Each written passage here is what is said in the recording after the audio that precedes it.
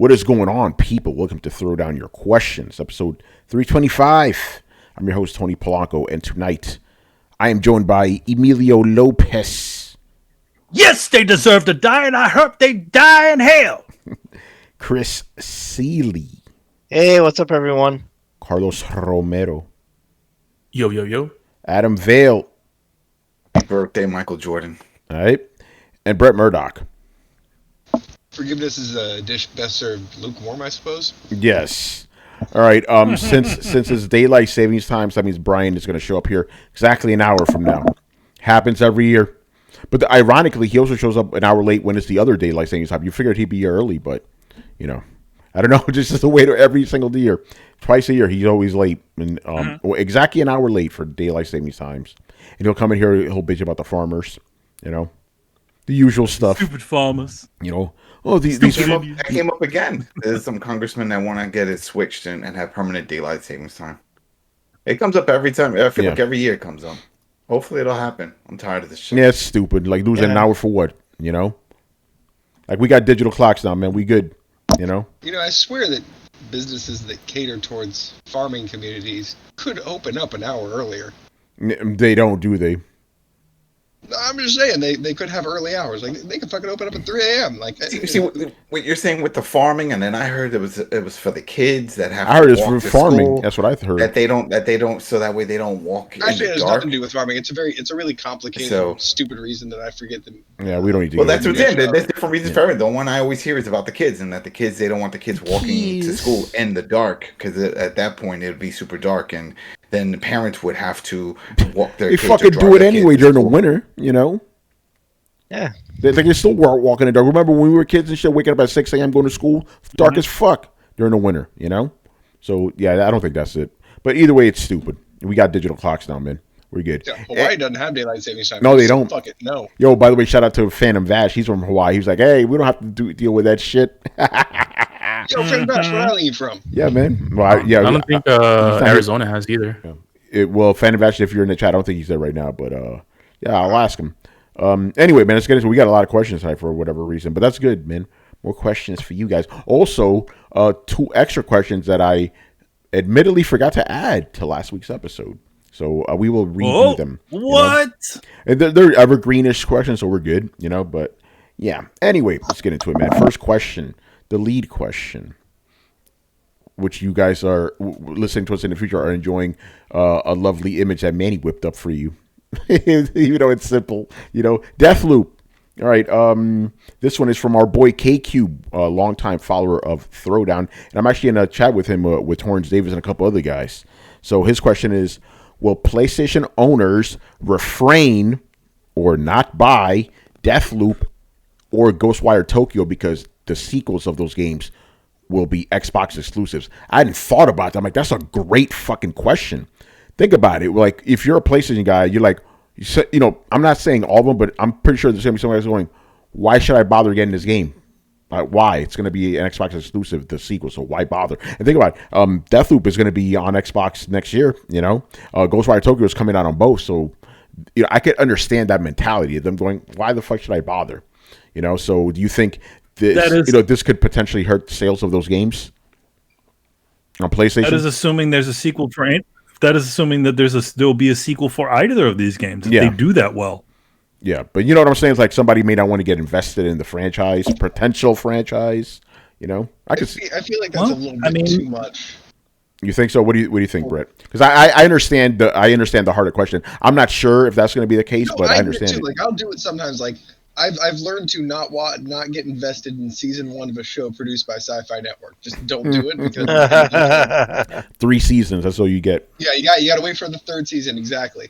So I understand some of that, but you know, it could be a great standalone game with a shit sequel for all you know. Mm-hmm.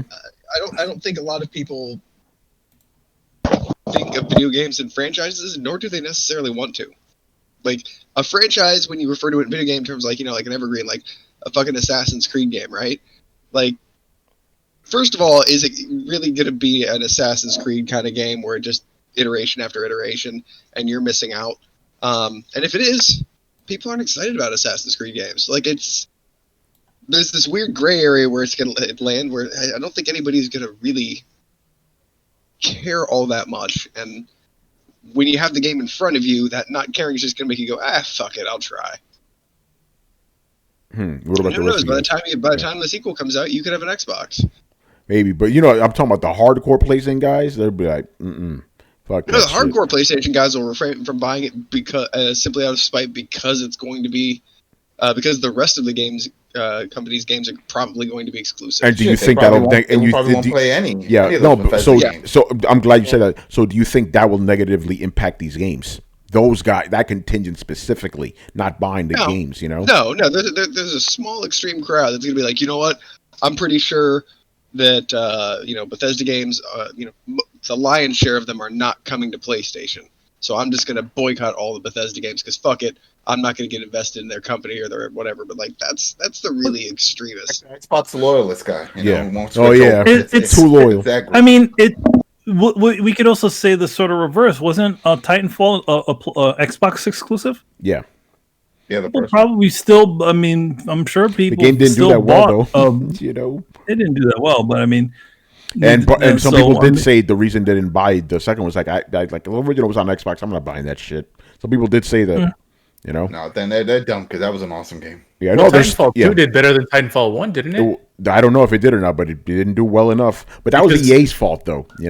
Titanfall 1 was an exclusive game, and Titanfall 2 was across a lot of platforms, not only just PlayStation. It was, but the game bombed. But again, it was EA's fault. They released that game at the wrong fucking time. They released it like Also, Mass Effect. I mean, Mass Effect was originally an Xbox. And that did very well on PlayStation. Yeah, well, yeah, Mass Effect 2 when it came out, but they gave that sort of option. So I mean, I think that when it comes to those, just like Microsoft says, it'll be a case by case basis. Yeah, to be honest, and I still think that case by case like nope. Yeah, nope. I don't think so. Nope. I think it's gonna be. I think if it's gonna be the new exclusives, new series, it's gonna be that those are gonna be exclusive. But the big ones that they know they can make money off of, those are the ones that'll carry over. I don't think so. With the Minecraft, we saw in the Minecraft. This is what I think is gonna happen. Single player games, Xbox exclusive, no questions asked. Multiplayer, you may get some on PlayStation. I'll draw the line at evergreen titles. The evergreen titles. The ones that you can play, like fucking Skyrim. I'm sure people are still buying Skyrim. Yeah, that shit's an evergreen title. It's the one where you're just. Well, they're not gonna. That's a legacy title. They're not touching that. They're not going to touch any of the legacy. So I know they're not Skyrim, going. I know, but I'm saying like the next Elder Scrolls will most likely be. It's going to be an evergreen title. So is the next Fallout. They're not just flagship titles. They're evergreen titles, meaning that for some reason people still buy them 8, 10, 12, 14 months later and play them. And some of those, Tony, are, like they're single player experiences. Yeah. But I think that they're going to be relegated and locked down to Xbox because of course that shit still sells. And if that shit still sells, that shit's still a draw. And it's still one more thing pulling you towards getting an Xbox. So that's exactly why they're going to keep it. Yep. Among other, But as far those as games are going to be exclusive for sure. Go ahead, Manny. As far as back to the actual question, I think that I don't think it's going to negatively affect them. Yeah, especially the new franchises. I think there's going to be there's definitely going to be the hardcore that say, I'm never going to touch these games because they might be exclusive in the future. I think you got to remember the majority of gamers are not in the know. Yeah. I'm sure a lot of people don't even know that these games were actually, that are going to be, exclusive or Bethesda games. So I definitely, the hardcore are going to be allowed about it. That's my sentiment too. Go ahead, Chris. 100%. Yeah. No, I think a lot of gamers aren't going to realize this or aren't going to know about even as much news as the Microsoft Bethesda buyout got. A lot of people are not going to realize they own them, right? So they're not even going to think about this. They're just going to go, oh, hey, I got nothing really to play right now. They're in an odd situation. We're really not having the next-gen games we're supposed to have right now. So they'll take it. The only thing they're going to notice is when they see that Microsoft logo pop up when they boot up the game, because that'll be there. They'll attack that for sure. I'm kind of like agree with Manny and Chris, except with a twist. The twist. I'm not Shyamalan. Twisted. It's an M. Line Shyamalan kind of twist. It's not going to affect the sales of the game initially, but if the games do have bad marketing, they do have bad review scores, a low Metacritic score like in the 60s, then the PS4 fan or the PlayStation fanboys will run with this, and they'll start their little campaign advertisements saying, "See, it's look." And it's gonna put a picture of Craig next to it, and it's gonna be like this whole Twitter thing, and it's gonna, Craig. and it's gonna, they're gonna try to tarnish the reputation of Bethesda post Microsoft acquisition. But if they do great, they're like, go ahead. Manny actually made me realize something, and I have to change my answer. Uh-oh. So yeah, it is going to affect the sales of these games because Sony is not pushing Deathloop the way that you would think that they're pushing it for, it being a next-gen game and then not having any fucking next-gen games. I mean, it's thrown in there, but I don't think it's going to get all the marketing and all the push and everything it wants because Sony knows it's not a franchise that they can invest in. It's a good point. Well, I mean, sure. Yeah. I mean, but that just makes good business sense. Why would they push this game as a Microsoft game when they're banking on their own studios to come through with titles? Yeah. So that could affect the sales. Just simple lack of marketing. Yeah. By the way, the chat Blitz said that the game did get a heavy spotlight in the last state of play. So Sony is not completely shoving it. Well, they're not ignoring it. They're not ignoring it for sure. It was one of those highlight games of the last state of play. Now, they had to pay to get that exclusive deal for that one? Sony? Probably. I mean, that's how exclusives usually work, That's what I'm saying. So they have to make good on that investment somehow. They can't just, the company sold, so fuck it. You're right. Yeah, they have to actually, advertise it. Yeah. And you gotta have some timestamp. And you also got to temper your expectations when it comes to advertising for these types of games because, first of all, they're not a first-party game, so it's not gonna get the Miles Morales treatment. Not even Demon's Souls got that. It's like a lot of these games aren't gonna get heavily advertised at all. They're Sony kind of is they spend all of their money on their first party. Yeah. All right. Anything else you guys want to add to this? Yeah. All right. Said it all. We'll have to see. We'll have to see how it goes. All right. Moving on to the next question. This one. Oh, somebody's back, baby. Who back? Somebody's back. Mani, who do you think is back asking us question? Whoa. What did we say? Did we say something about Xbox? Yeah, we were asking about Damien off the show last week, like off air, like, yo, what the fuck is Damien? He hasn't been around. And we're like, yo, he's going to show up when Xbox news is dropping. There you go. He's back. All right. And Damien, since, by the way, he wishes a happy new year. So thank you for that, man. Thank you. Damien, since you, actually, no, I was going to ask, he asked 3 questions, but we already answered one of them. So we'll skip that. But no, he's not mad at us. He's not mad at us. What? And Damien, giving you props. Your first question here, excellent question, man. All right, so the question is, if Xbox Game Pass comes to PlayStation in any form, would it be a testimony to Phil Spencer's genius or Sony seeing the importance of having the Bethesda games on its platform? So what do you guys say? I mean, you got to give respect for somebody who puts their first-party game streaming service on the competitor system. I don't care how you did it. Respect. Well, okay, I would say, I'll give credit because for Phil Spencer, it's a tremendous strategic advantage, right? There's no disadvantage for him doing that.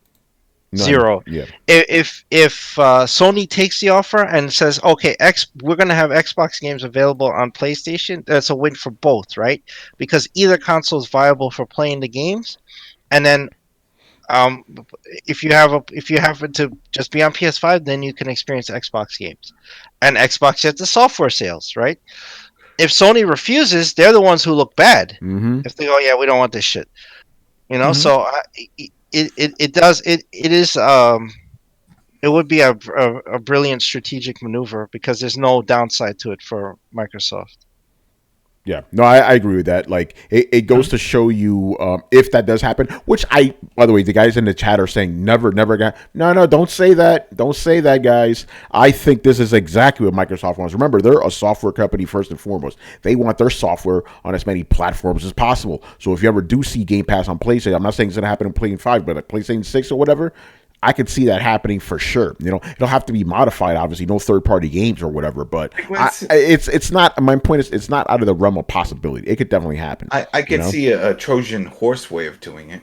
If we see like EA Access and the Ubi service and all of those just deciding to tie into Game Pass, and that's the only way you can get those services, then I could see that piggybacking and then jumping in on a PlayStation that way, because then it's like, well, yeah, it's this whole Sony Microsoft thing, but I want EA Access, I want the Ubisoft stuff, I want those services because of the back catalog and the vault and all that stuff, and that's only integrated in there. I can't get those as a standalone for $4.99 or whatever. That's the only other way I could see it happening. Yeah, but yeah, again, it would just prove that Game Pass is viable if that does that, you know. But it would be interesting if Sony accepts, because the Sony we know would not accept it, but Sony's changing now. They're different, you know. They're effectively an American company now, so who the fuck knows? Yo, fuck Jim Ryan. I agree with that too.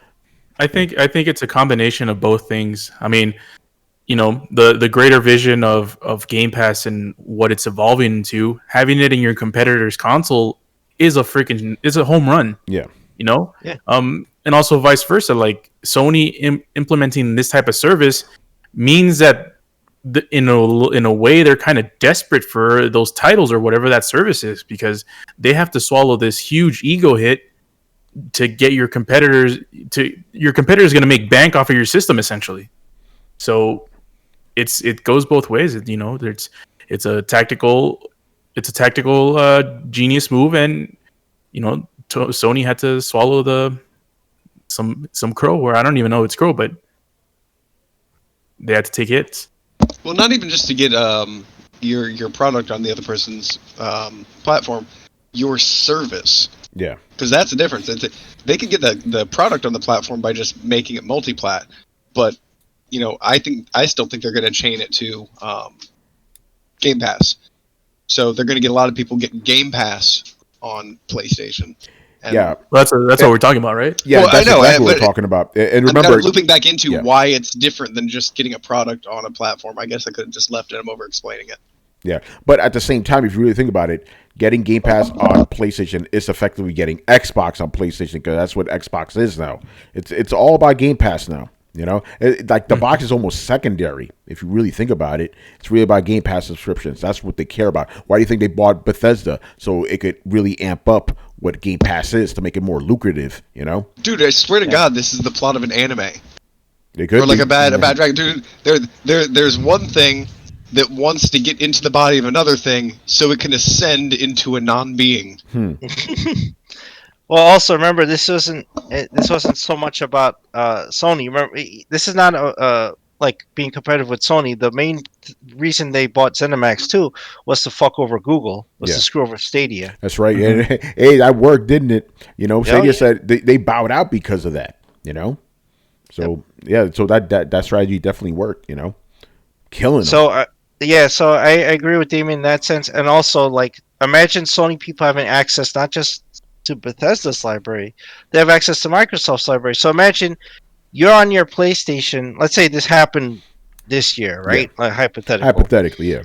And so Halo Infinite comes out, and I could play with my buddies who have Xbox. I could play Halo Infinite on my PS5.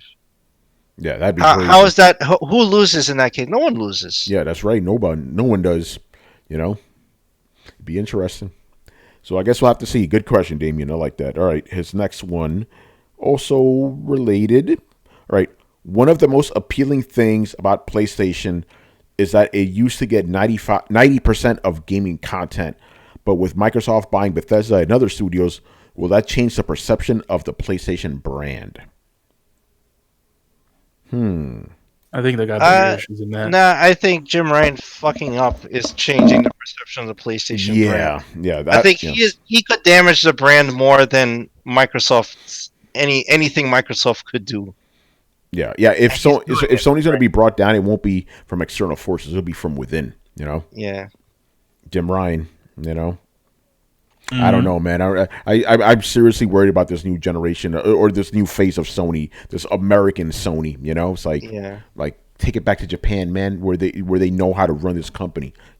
Japan. I don't know, man. Well, I mean, we saw what happened with Sega when they cut out the American side of it. I mean, you got to go where the bigger market is, and I guess this. Brett, you didn't warn about this, man. You said worry about the old Sony. The old Sony. I want the old Sony back. This is some new Sony that I don't understand.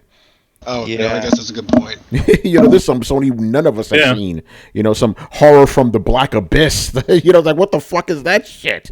Yeah, and Jim Ryan's treating PlayStation like a monolith. And what do I always say in the financials? Sony is not just PlayStation. Yes, it's the most profitable part.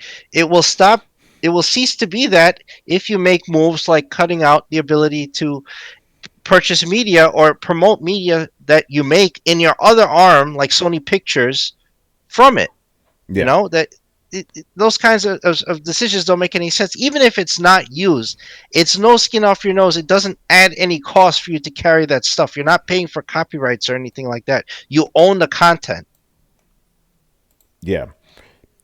You know what? I'm just gonna say this. Like, I hope that Xbox becomes a huge player this generation, just so Sony starts actually, doing this thing right, because without competition, they're just going to get lax. They're going to start doing all this crazy shit that they've already been doing. But if they had real competition, they'll be like, all right, we got to get back to what we normally do here, what makes us Sony.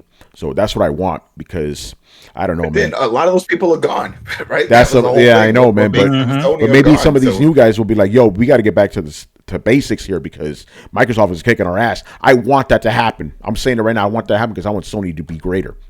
Like Kratos, like be better, boy. That's what I want. Because Sony right now, right now they're doing, they're money wise, they're doing well and shit. I get it, but we see where this is going right now. I'm not going to get into. You guys already know what we're talking about here. Very worried about Sony. So I hope Microsoft gives them a swift kick in the ass so they get their shit together. It's crazy. All right. This next. Okay. So I second that. Yeah. Damien also asked us, well, what stood out to us the most from the Bethesda presentation. We could watch our last episode to get our impressions. We talked all about that.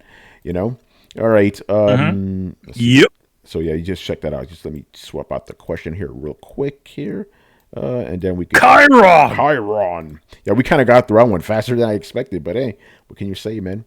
All right, this next question. Chiron. Right, Mob Hits. Another question about Bethesda's. Right, did Phil Spencer strategically phrase things to make Sony believe there was still a chance Bethesda games would come to PlayStation? No, I don't think he was talking to PlayStation. He was talking to the fans. But he did talking to the fans. That. Yeah, he did his wording very carefully, like you said, case by case basis. No. Yeah, they're not gonna. Again, like we've been saying before, they're not gonna outright say no to everything. But they're I don't think it was to give Sony false hope. That's stupid, Yeah, no. To be honest, like here's the thing, like. There's nothing also stopping if Sony ever wanted to make that sort of deal to do something like that either, have a side deal. So, but at the same time, I don't think if I'm sure the first call that they probably the call that they probably got is like, okay, what things are going to be happening on here and what are not. Yeah. Oh, by the way, just real quick. Oh, go ahead. But again, like, all these, the thing about it, the interesting thing about it is that all the future games that Bethesda's, revealed logos for, there has been absolutely no confirmation as to what console or anything that they would be showing up on. Yeah, and that's exactly the point I wanted to make, right? Because people are still going, oh, what if there was a deal made for not Star Citizen, the fucking Starfield. What if there was a deal made for Starfield? If there was, Sony would be the first one to fucking tell you that game's coming to PlayStation. They didn't say shit, so that lets you know that's going to be an exclusive to Xbox. They just announced. All they announced was that the games were in development, not that the games are going to be out. Not that what things are they going to be out. They just showed you a logo, said we're working on these two games. We're working on these 3 games. Yeah. That's it. That's it. Chris, we're gonna say, man. So my guess is those contracts haven't been sold. They haven't. They're signed not. There's no officially. contracts, man. They're still Microsoft games now. Anyway, Chris, what's your take on this, man? Oh, I thought, is this a different question? I thought I gave my take on it. No, there's a different one now. This is the mob hits question about Phil's phrasing of to make Sony believe some of these games are coming. Listen, no. Chris, It's, you have to understand something. Like when CEOs and executives go out and interviews to the press and the media and stuff, that's for customers, right? Sony, Microsoft, Nintendo, they all have people that are tied into retailers and development houses and publishers, so they're in the know about everything, right? They hire tons of lawyers who have to know what they can access and what they don't have access to, and anytime those contracts change or contracts expire or contracts are in dispute or whatever, they know ahead of time. Phil Spencer is not talking to them. He's talking to us. Yeah, he's talking to us. And I want to make this other point very, very clear, just to add on that. If you guys heard Gamertag Radio's interview with Reggie Fils-Aimé, right? Reggie said, hey, we executive guys would have regular meetings amongst each other. He's talking about Nintendo, Sony, and Microsoft. They know what's going on there, so they're not going to be like hiding anything from each other like that. They do. Remember, they're all part of the ESRB. They have to manage that. They all talk to each other. So there's no secrets. There's no like Jim Ryan opening IGN and going, oh my God, Microsoft did what now? Yeah, no, there's none of that. Yeah, exactly. Like, I guarantee you, Jim Ryan knew about the Bethesda deal before any of us knew that shit. Yeah. Like the same shit I always tell people with sports. I'm like, oh, I fucking hate that team. They got so and so, and I was like, yeah, and he could eventually go to your team. They all talk.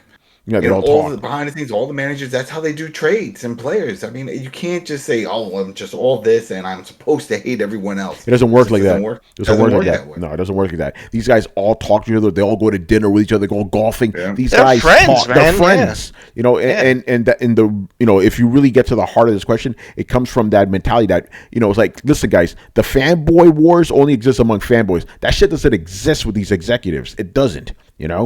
So I feel like the only company that really sticks to that theory of thought is Nintendo. Yeah, we always hear about that, how they don't want to play nice with anyone. But think about it like this, though. That's more the Japanese side, because think about it, Reggie Fils-Aimé was talking to these other guys, the American side. Obviously, Japanese business is a little bit different than American business. Those guys are very, like samurai about this shit, But no, in this case, it's not like, fucking Jim Ryan woke up on Twitter. Oh, what is this? They bought Bethesda. Yeah. Like, no. He knew about that shit already, He's like, really? Really? It's not like that, man. Oh man. What's up, bro? I think with the whole Jim Ryan, Phil Spencer, like the way he worded everything, it's just like I mentioned this before. He's just hedging his bets. He's not gonna make a declarative statement saying these games will for now be ever and forever be exclusive to the Microsoft platform. He's not going to say that. Things always change, Maybe Xbox Series X becomes the best-selling console of all time. Maybe it fails in a year or two.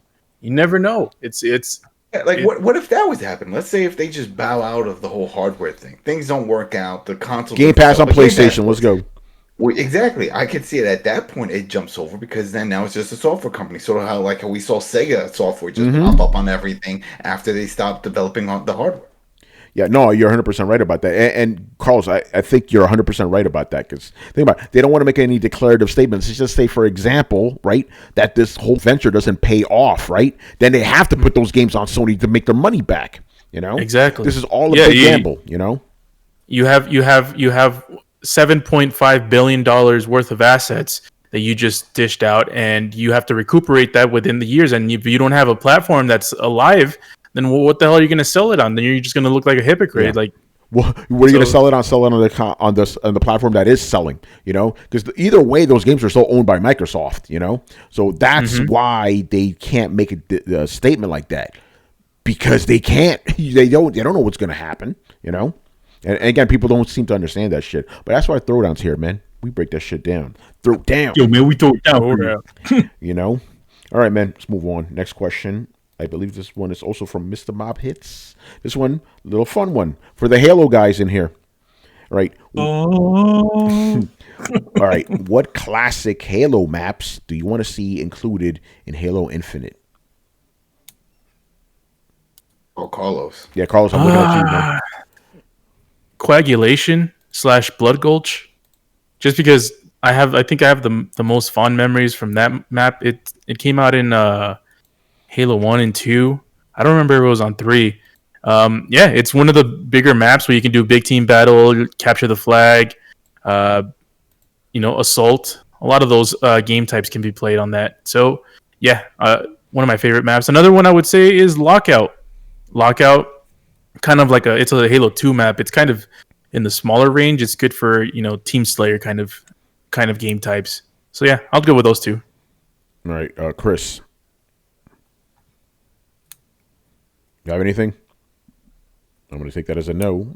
Who else? Brett, what about you? Got any? He might be away. He might be away from the computer right now because he's muted. Oh yeah, he is muted. Brett, you play Halo. What are some any maps you care for? Like, damn. All right. Beaver's Creek is a good one. I think I like that just for the name. Oh, sorry. Reach had a map, but I think it was for Firefight. Firefight, yeah. No, I love Firefight, man. That beach map. And what's that? Carlos, what's the name of the map? With the city. It's yeah. It has the buildings and there's a lot of corridors. Yeah. Shit, I don't remember that one. Yeah, I like that one. Oh yeah, that one was pretty dope too. I forget the name of that. It had a picture of a warthog in the side of a building. Yes. God damn you could it, ride a warthog out from a building. Look it up. What's the name of that map? Also, shout out to Zanzibar. Also, Zanzibar was a good map. There was like a beach on one side, and there was a building on the other side. There's like a wall in the middle. Was it Ivory Tower? No, Ivory Tower. Ivory Tower was like a super cool. Oh, maybe we're thinking of two different ones. But Ivory Tower is like a 3-level map. It has like a portal in the middle. It shoots up.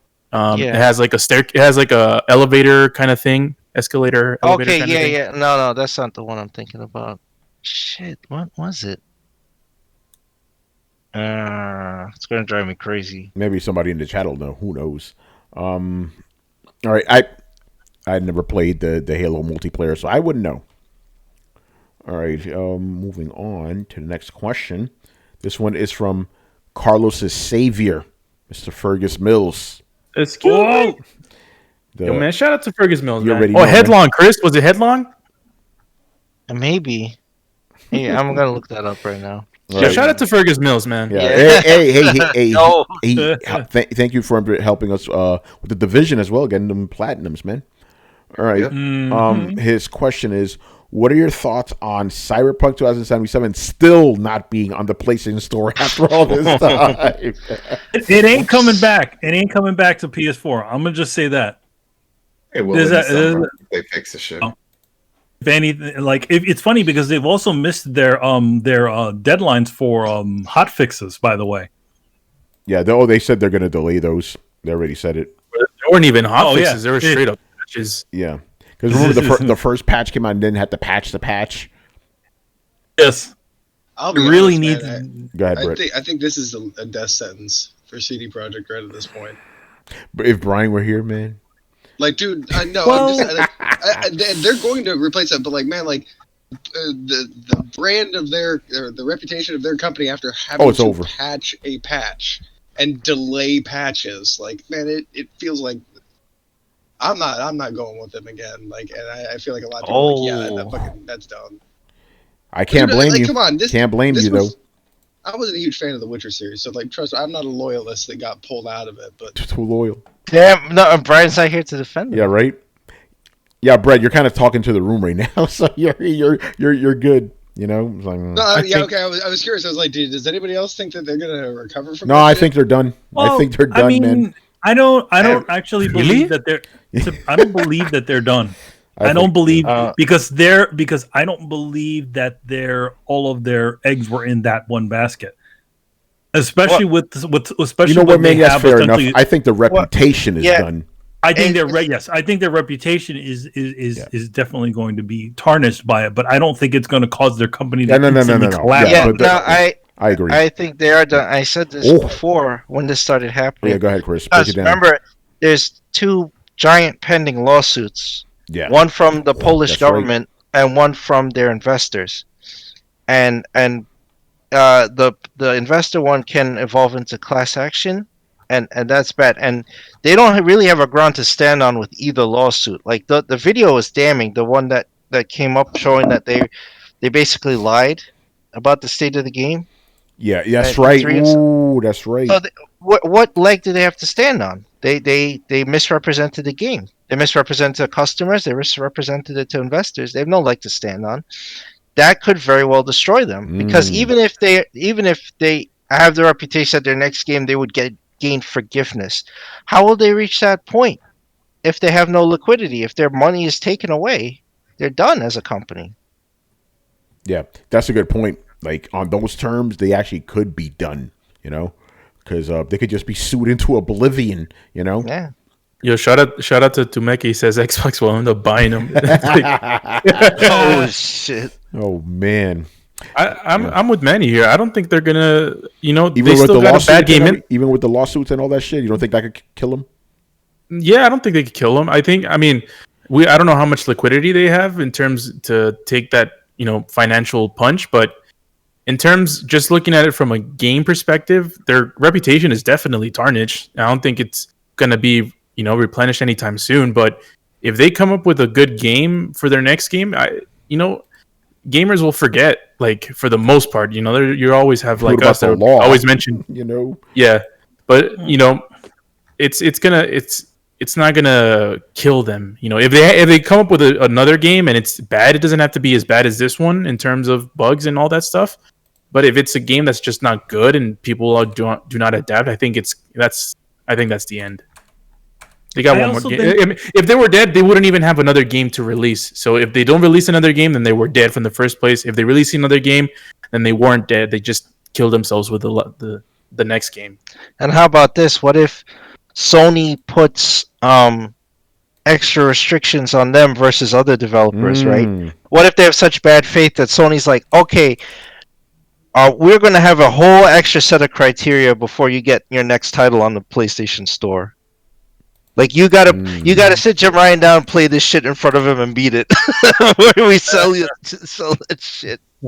I think the part that I was saying was that I'm not also thinking about their development arm. I'm thinking really more of their other arm, which is the GOG storefront, which I don't know how much that thing makes, but it probably makes a pretty decent amount. I don't know if it's enough to stave any of these lawsuits, but I don't think they're going to be done after. Because people have been sworn off of buying shit off of GOG, right? Yeah, I've seen that. Yeah, and don't get me wrong, I don't want to see them go away. Yeah. I'm just saying this game has put them in such dire straits, legally and reputation-wise, that I don't see how they come out of it. Yeah, I'm with Chris on this one. Like those lawsuits could be the end of the company. It's like, yeah, gamers could go back them or whatever, but if those lawsuits hit, that's it. Motherfuckers have to start a new studio. CD Projekt Blue. Oh shit. I think somebody might have. I think I heard somebody might have just subscribed to us. I heard the little. Yeah, I heard it too. I didn't see it flash, but thank you for subscribing. Appreciate that. Thank you. Yeah, thank you. And we're going to answer a random question now, actually, from the chat. I pulled it right from the chat, people. Real quick, shout out to Arn So for following. I don't know if I'm pronouncing that. Who did it? All right, nice. There you go. Hey, Tony. What's up? I can tell you that their stock dropped from $30.78 per share down to $13.67 per share. That's brutal. Oh, so they lost what? Almost 60% of their value. Yeah. Yeah, bro. and that's before the Oh, lawsuits. no bueno. That means you know what's gonna happen, bueno. man. Those guys are gonna jump in, not the GameStop guys, but the other. The Reddit one. Yeah, all I right. don't think the GameStop guys want anything to do with Not the Reddit, not those guys. Wall, The other Wall guys. Street Bets boys. Wall Street Bets. Yeah, those guys. It's no, not the Wall Street Bet guys. It's going to be the guys that essentially were. The hedge fund guys? Yeah, it's going to be hedge fund guys. Oh no, hedge fund guys. Yeah, but they would bank on it collapsing, right? Yes, they would bank on it collapsing. Yeah. Hey, And they will probably sabotage it Oh too. man! By the way, the next questions are coming from Karthi Kesu, which is a new name. He's like, "Oh, sorry, I got one more question. You can ask two. You're good. You're good. You got two. You good. You get two. You get two per week. Yeah, you get two per You week, get man. two. Make sure you join the Discord too, man. So you can ask more questions. Yeah, if you join the unlike- Discord, you can ask the questions there ahead of time. And Yeah. By the way, Unlike yeah, there you go, Brett. By the way, vamp a little bit because I gotta set this shit up. unlike Spider-Man, you don't only get one. Yeah. So yes. All right, just vamp for in a bit. I gotta set this question up. I mean, yeah, we get that. We got that. Yeah. shit. Yeah. Just CD Projekt Red. I don't know, man. CD Projekt Red, But being. I'm really curious. So wait, what I'm was really this? curious what Brian thinks. Side quest. What was this video? I don't think I've seen it. What video? The video that Chris was talking about. Oh, somebody just compiled all the things they have talked about. Oh game. yeah, we talked about that. Oh in the show. yeah. I think I sent that thing. Yes, Yeah. yes. And basically that would be used as evidence in court. Like there's, they want to sit there. The head of CD Projekt Red made that apology video where he said they didn't know the state of the game, and yet you go back a couple of years and they're like, "Oh, the game is working perfectly." Yeah, okay, all right, Like, all right, bro. All right, bro. Keep talking that stuff, All right, I got the next question just lined up, so let me just pop it up here and we'll answer it because it's also related to this very topic that we have been discussing on this podcast called Throwdown. I'm using a lot more language than I need to just to get this ready because that's what we do on these Throwdown streets when we are broadcasting live on Twitter and on Twitch. All right, we're not on broadcasting YouTube. and on YouTube. We're not even on And Twitter on right now. YouTube, the wonderful YouTube folks. All right, straightforward question related to the last one. Will the next gen Witcher 3 upgrade be enough to save CD Projekt Red's reputation? The next gen version, There's a Witcher upgrade? there's an upgrade coming. No. No.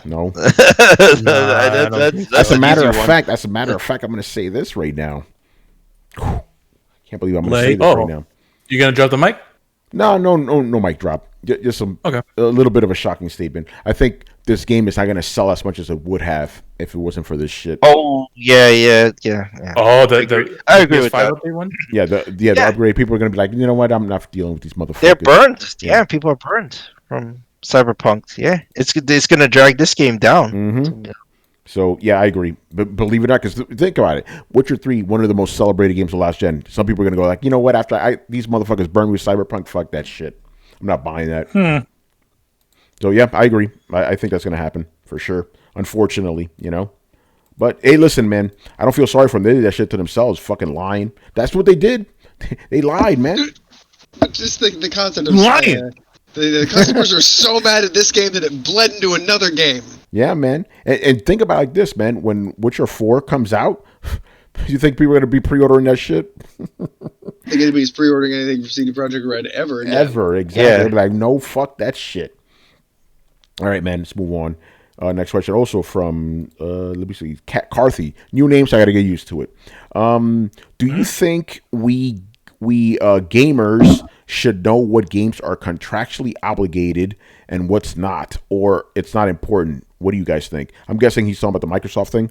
It would be nice, but that they're under no obligation to disclose that shit. Yeah, I agree. Yeah. It'd be nice, but they're under no obligation to do that. You don't, in general, you don't hear solid, especially certain things. You don't hear a lot of solid statements from anybody in marketing. This goes across the board. Yeah. From, unless after the fact, then they'll say something solid like, "Oh no, we didn't do that right," something like that. But when you're in the current line, when you're standing ahead of the standing at the beginning, they're never going to tell you that tell you the obvious. Yeah, I'm going to toss this question in here. This one is from Raha Retzner, OFC. He goes, "Do you think Cyberpunk is ever going to get fixed?" Probably, but who knows when? Yeah. Will it be? What is it? When No Man's Sky was at the launch of the PlayStation 4. No, it wasn't. No, it wasn't. That came out like was it the second year? No. It was like 3 years. It was 3 years later, man. 3 years later. Yeah. And then it took them another 17, 18, 19, and then it took them about 3 more years to essentially fix it, whatever was wrong with the game. Mm-hmm. I mean, 19 was probably about the time when it was all pretty much nipped everything up. Yeah. Oh, I'm sorry. No. Yeah. Oh no. Yeah. 2016. That's when it came out 3 years after PlayStation. So it was not a launch game at all. It was okay. It was deep. It was deep in there. Just wanted to ask that contract question because I'm sick of hearing ponies and Xbox going crazy on Twitter. Don't listen to those guys. They're fucking we talk about them just as entertainment for us, but those guys are fucking dumbasses. Don't worry about them. Yeah, you don't need. Here's the thing. That's like listening to an extreme when you have that sort of a lot of those people out there. You want to if you're gonna listen to anybody, you gotta listen to somebody who's a little bit more toward the center, who has an idea as to the knows what it is that they're talking about, not just blinded by their faith between whatever product or box that they have. Listen to Throwdown, man. We got you. Yeah, Throwdown. We got you, man. All right, moving on. Oh, real quick, Fergus asked us what are our favorite foods to eat and while we play. We answered it before. None of us really do that. I think Brett, maybe you do some, but nah, we don't really do that shit. We've answered this before anyway. So eating while you play. Yeah, like food or drinks, but we've answered this before. We don't need to go over that shit. Just drink coffee or beer. That's it. Yeah, I have water. Have a drink. Yeah, I just have water. Don't get the hands. Yeah, some water. I will say this. It sure as hell ain't gonna be Doritos and Mountain Dew. Excuse me. Do. What if it's Pringles? Because it's Pringles now. That's the new one. No, it's the new one. Excuse Yeah. me. Yeah. All right. Yeah. They have a I think Xbox has a deal with Pringles now. Crazy. All right, Some man. new, But not Jeff Keighley, though. flavors. Yeah, Jeff Keighley, All right. Are you guys excited about Returnal? What was that again?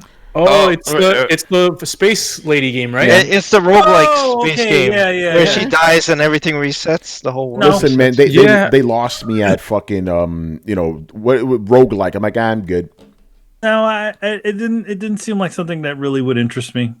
I mean, I'm sure there is people that might be interested, but I don't know. I just don't kind of care about that. That's a question from Arn So. I'd never saw that name either. Welcome. Yo, man, Armanzola? No, Arn So. Cool name. Armanzola? You mean the Marvel supervillain? No, not Arn. You're saying Arnhem Zola. This is Arn. Blitz says Returnal should hopefully be good. Optimistic, but I don't. Whatever. We'll see. It's a roguelike. I don't care for those.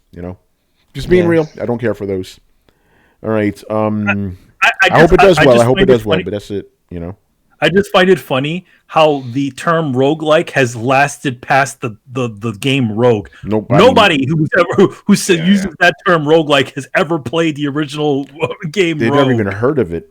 They're like, it comes from a game. Yeah, it comes from a game. Ooh, I like that. That was the whole thing. Like when people say horde, it was like, oh, horde mode. It was like, well, it's not really. It's just waves. Yeah, but they would say they don't even know that horde. That whole thing came from Gears. Yeah. First time listening live. I'm usually on Spotify. Dope. It's fucking dope. What's up? It's dope. This one's a question for me. What's the next big game you're looking forward to, Tony? Shredder's Revenge or whatever the fuck it's called. Yes. Oh, the Turtles game. There you go. You know I'm gonna try to put that on my Turtles cabinet. That's one of the first things. Hell I know yeah. I can get it on my multicade, but I was like, shit, if there's a way I can squeeze that shit on this one just to fit, because it looks beautiful. That game looks beautiful. Yeah. I was just I'm so excited. But yeah, big AAA games, probably Ratchet and Clank. That's probably my biggest one. That's gonna be cool.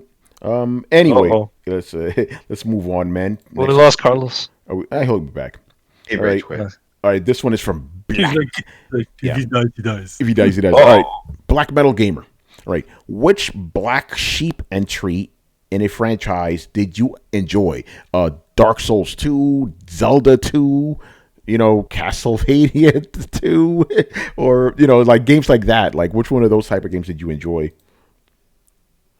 I mean, I enjoyed I guess, Castlevania 2 for how annoying it was, like with the day-night thing. I enjoyed it. Yeah, too. I also enjoyed Dark Souls 2. I mean, it's not my favorite. For people, a lot of people have problems with it. My only problem was like the enemy placements and some of the lore stuff made no sense where it was. But that was a big deal. It still was a competent Souls game, you know. Oh shit! Somebody's coming. I got a telegraph. Oh. Yes, the telegraph from the past. No, sorry about that. I don't know. Yeah. I mean, I can't say I've ever played. Well, I mean, I said the same thing as Chris. It's Castlevania 2. The day has been replaced by the cursed night, or whatever. All that stuff. I remember me and fucking Adam were fucking scared of that fucking game, especially when we used to play that. We play it late at night when we were kids. I got an answer. I thought I didn't have it, as I do have one. It's not my favorite of the franchise, but I like it. Everybody hates it. Dragon Age 2, and I'm gonna explain why. 80% of that game pissed me off. I'm like, what the fuck is this shit? But then the last 20% made all that bullshit make sense contextually within the story. I'm like, oh wow, this is cool. Doesn't excuse the gameplay though. The gameplay was still kind of whack or whatever. But yeah, I like the that story, the way it wrapped up. So nobody likes that game, but I like it. I like Dragon Age 2. I like how it was centered in Kirkwall. Here's the thing. I liked everything about the game except for the actual gameplay. If you believe it or not, I liked everything except the actual gameplay. Because the characters were cool, the setting was cool, the story was cool, everything was dope. Just that gameplay was stupid. Because they did the thing where like they had like a million dungeons, but they're all the same dungeon.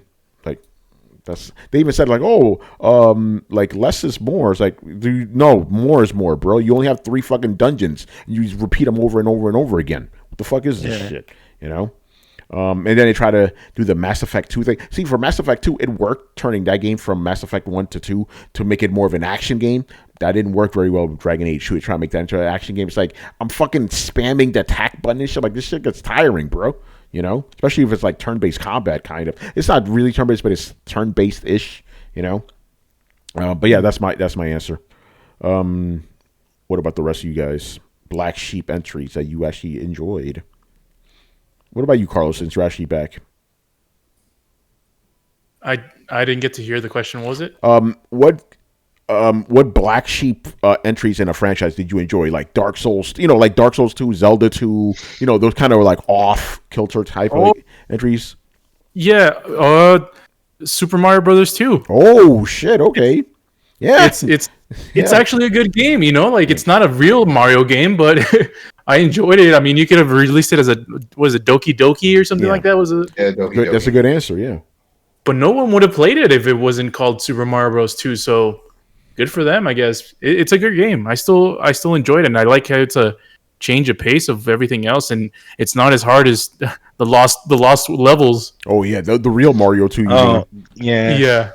I don't know if anybody here liked the game, but I know some people like BioShock 2. That's a Black Sheep entry, I got one. I like What's up? Dead Space 3. Oh, okay, yeah, that's a Black Sheep entry. That's a Black Sheep. Yeah, I enjoyed that. Yeah, I enjoyed it. Yeah, and it was mainly the co-op. We're playing with my buddy because I was like, all right, let's try this. And it was just, we were goofing and shit the whole time. So I enjoyed it for that because I didn't think I was really going to get into it because of that aspect. But no, it was cool and we finished it. And yeah, I had fun with it. So. Yeah. All right, good stuff there. Let's move on to the next question here. Tony. Hey, what's up, Brett? Oh, you're looking it up the whole time. Oh no, I was just waiting. I'm pulling a Brian. Oh yeah, go ahead, man. Tony. Fallout 76. Oh, yeah, that's the ultimate answer right there, man. That is what we call a mic drop. I'm still playing that game. Yeah, see, Carlos, that's a mic drop, man. All right, let's settle down. Yeah, no, I like that answer. We're trying to teach you, man. We're trying to teach you when it finally comes. You're gonna drop that mic properly, and it's gonna like resonate through all of us like the fucking Sauron explosion at the end of the Lord of the Rings. Yeah, I watched Return of the King yesterday, the extended version. I felt like the entire day was wasted. Like it just What? No, not All right, let's cancel him. No. Listen, I enjoyed it. I'm just saying. I sat there. I had some popcorn. I had my kids with me. I fell asleep like 2 times. Woke up, the movie was still going. I had my kid, one of my kids. I brought him upstairs, put him to sleep, came back. Fucking the sun went up, came down. I'm like, yo, this movie doesn't end. Adam, I forgot how long that shit is.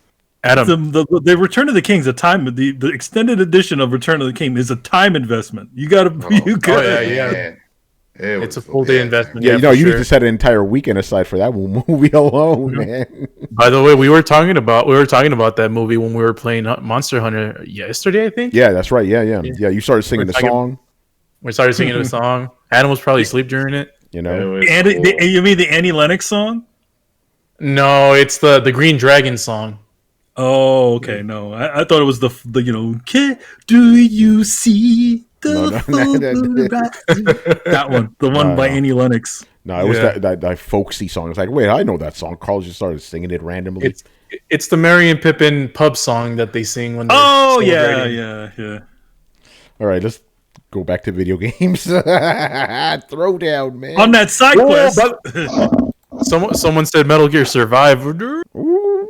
Really? Metal Gear Survive. Hey, listen, we don't judge around here, but I'm judging a little bit. Man, to each his own, as they say, right? Talk about black sheep. That game was left at the orphanage, man. You know? Oh. Can I extend this question to include out of franchise games? Explain. Like, name a black sheep game that didn't get the recognition you think it deserved, or that you really liked that other people hate. Oh, we've answered that before. Like what underrated game or underappreciated? Yeah, not game? underrated. That's why I corrected myself. Yeah, that you liked that other people didn't. Yeah, we've answered that before though. Have we? Mm-hmm. Okay. Many times. I'll go back and listen to that episode. Yeah, like we've answered. Like we always have to go. We answered that before. Maybe we should bring it back eventually. And my answer is always like I can't think of any. Even though I'm pretty sure I had one. Anyway, moving on to the next question. This one is from. Actually, no, real quick. Black Metal Gamer was asking us a kind of politicalist question. We're not going to... Black Metal, you're trying to get us in trouble, bro. Yeah, this is the third time in a row he's trying to get us in trouble in this fucking show. So, no. we will not answer that question. All right. No. This one is from Black Mage. All right. Back in 2018, it was reported that competitive gaming would be an Olympic event in the 2024 Summer Games. The International Olympic Committee hasn't made a concrete decision yet, but it got me thinking what genres and titles should be included at the Olympics. Esports. It's FIFA, definitely.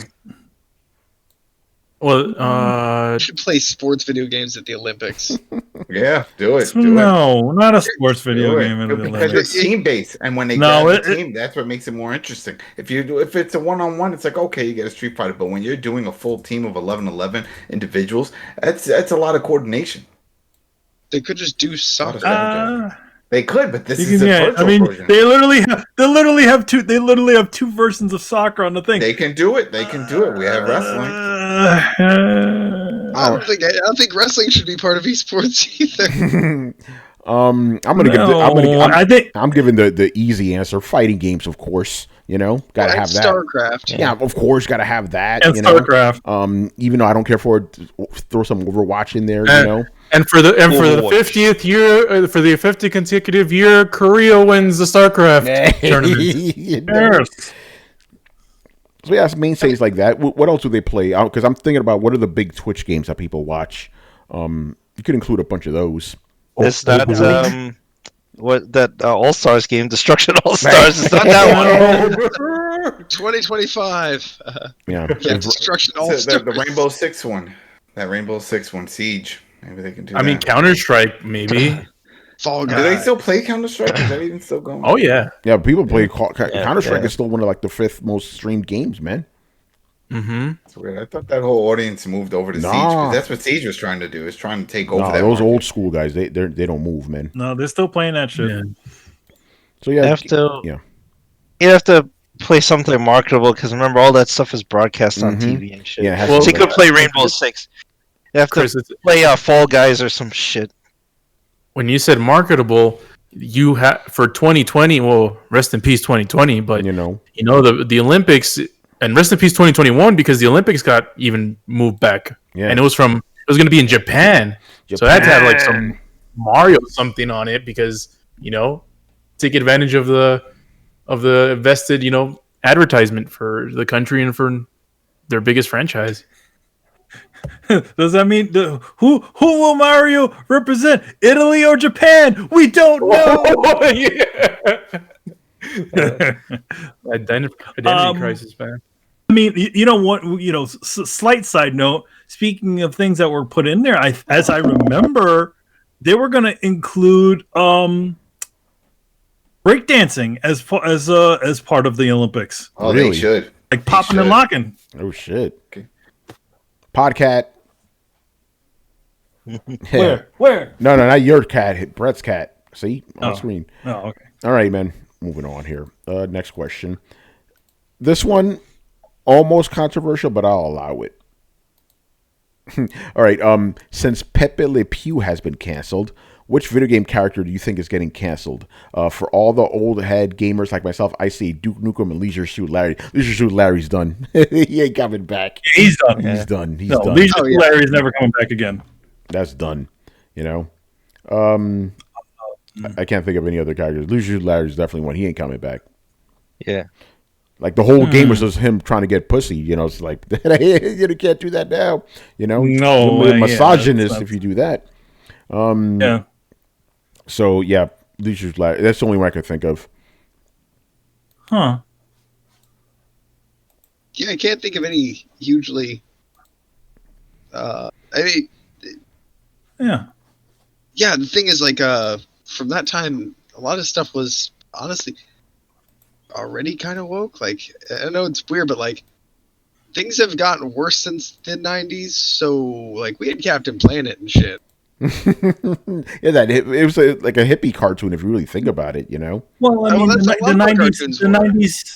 the '90s was the beginning of the politically correct era. Yeah, that's right. They were in that era. Things were already sort of being phased out. Granted, there was still '90s. There were '90s Leisure Suit Larry games.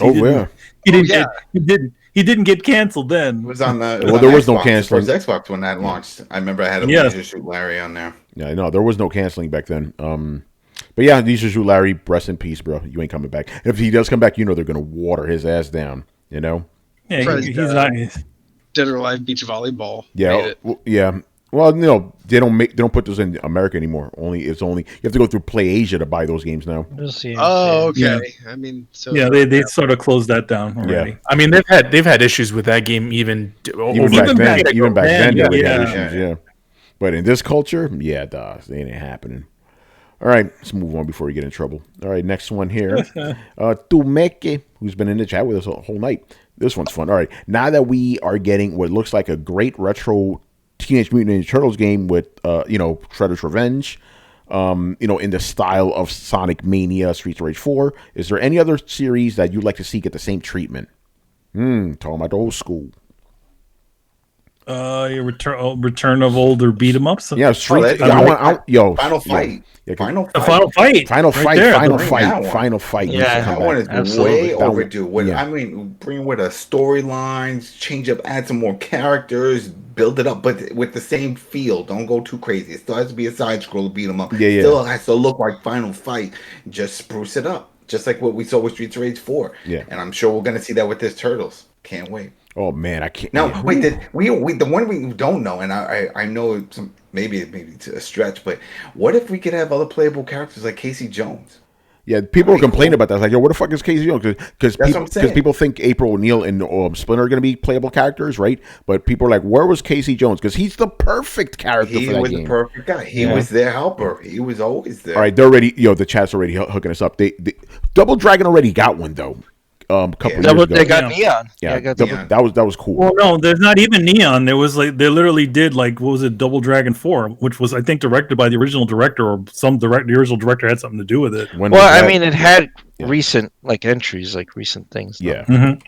But yeah, Double Dragon. No, Neon. I mean literally that game came out not long ago. It was like Double Dragon 4 or whatever it was called. Let me see. When did Dragon? It was like a, Yeah, it was like a throwback. It was like a throwback to the old. Yeah, it was 2017. It was called 4 or Neon? Yeah, 4. Oh, Double Dragon 4. Double Dragon Neon is a remake of the first game.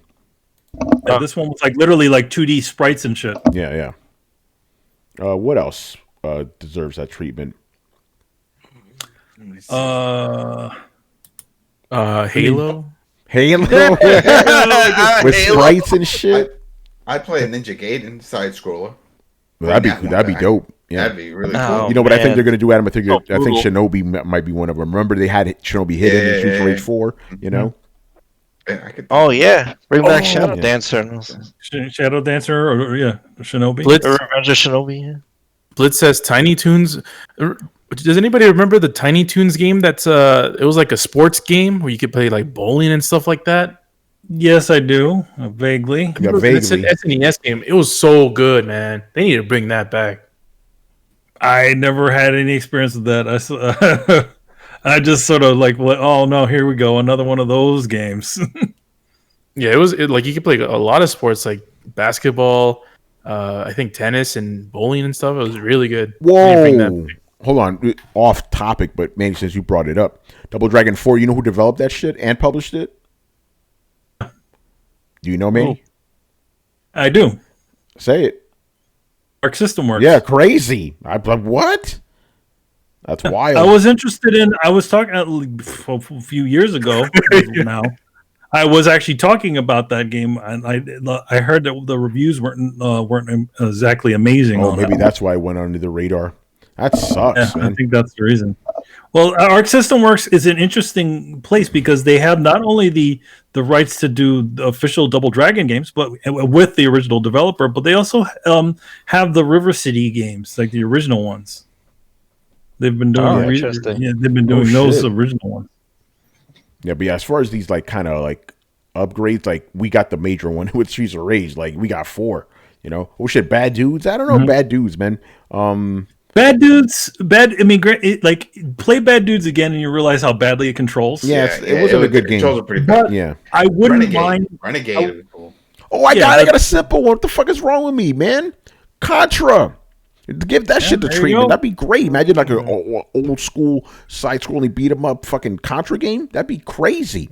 I would say Castlevania, but we already got Bloodstain, so we're good there. You know. Well, I mean, Yeah. the thing about Contra, like they did have what was it, Hardcore Uprising, which Yeah. was from Arc System Works. It's crazy. Arc There was System also Works. that, which was a really great game. Yeah. There you go, man. But They need to port that shit. what did it Shit come was out on? on 3DS? 360? No, it was 360. Oh shit! Yeah, I didn't. No Yeah, wonder I didn't play 360. it. No wonder I had. No, it was idea on about 360. No, it was on 360 and PlayStation. Uprising. Oh, Yeah, but it's not on a current. It's not on PS4 and Xbox. No, One. it's not on PS4. But I mean, I don't know if it's one of the titles that can be played on the 360. But hey, there you go. it Backwards probably is. compatibility. Yeah, actually, no, you're right. Maybe it isn't. Who knows? All right, good stuff. Moving on here. Next question. This one is. This one's kind of related. Subgata. Manny, you know what you got to do. Data. Which 8-bit or 16-bit game would you remake from the ground up? Very interesting question. 8-bit game that would make from the ground up. Yeah. Into a 16 or 8-bit game again, or I guess. Or into a modern game. Yeah, I guess he didn't specify, so take it however you feel like it. very interesting. Yeah, take it however you want, man. 8-bit or 16. Yeah, 8-bit or either one of those. But again, since the question is kind of open, you could turn it into a modern 3D game if you want. I mean, I'd love to see Brawl Brothers return. Yo, man, I got one for Was you, it man. the old? I got one for you. What was it? Metal Gear with the Fox engine, man. Yeah, Metal Gear. Original Metal Gear Metal Gear. Solid? No, not Metal Gear Solid. Metal Gear. That's an 8-bit game. Going back to MS. Remember, we're taking an 8-bit or 16 game and doing it from the ground up. Yeah. That'd be a Yeah, fun Metal one. Gear, the original with the Yeah. Fox engine, Yeah. or whatever engine they use now because they gave up on the Fox engine. Yeah, right. See, but there's some games like what did I just see in the chat here? Somebody said Super Mario World, Super Mario 3. I would redo those, but not with 3D graphics. Like more or I was gonna say more better, like fucking Carlos, with better 3D graphics. But the thing is, those games More better. Mario 3, yes. No, fuck, no. You know what? No, fuck it. I'm changing my answer. Because Mario World already looks good. And I was going to say, you could make Mario 3 look better, but they already did with All-Stars. Oh, by the way, that's the only All-Stars games that was actually good, by the way.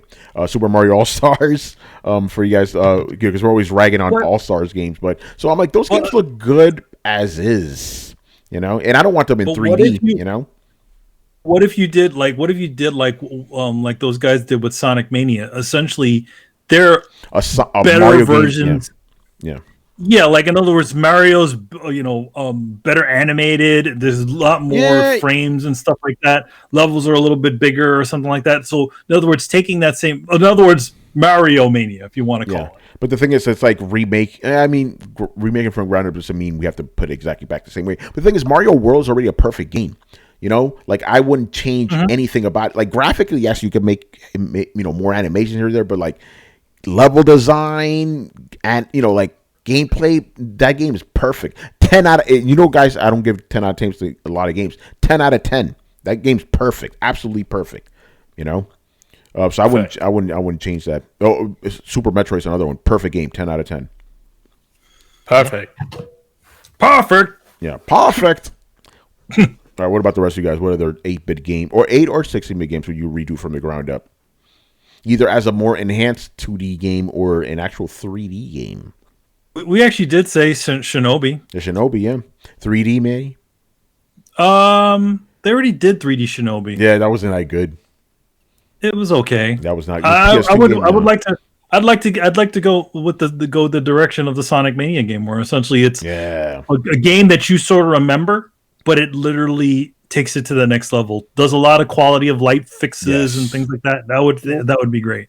I mean, that's my answer. But with all with the first 3 Sonic games and Sonic and Knuckles, I'll just make them Sonic Mania, because Sonic Mania. When I played that, I'm like, every time I played it, I'm like, I played this game before.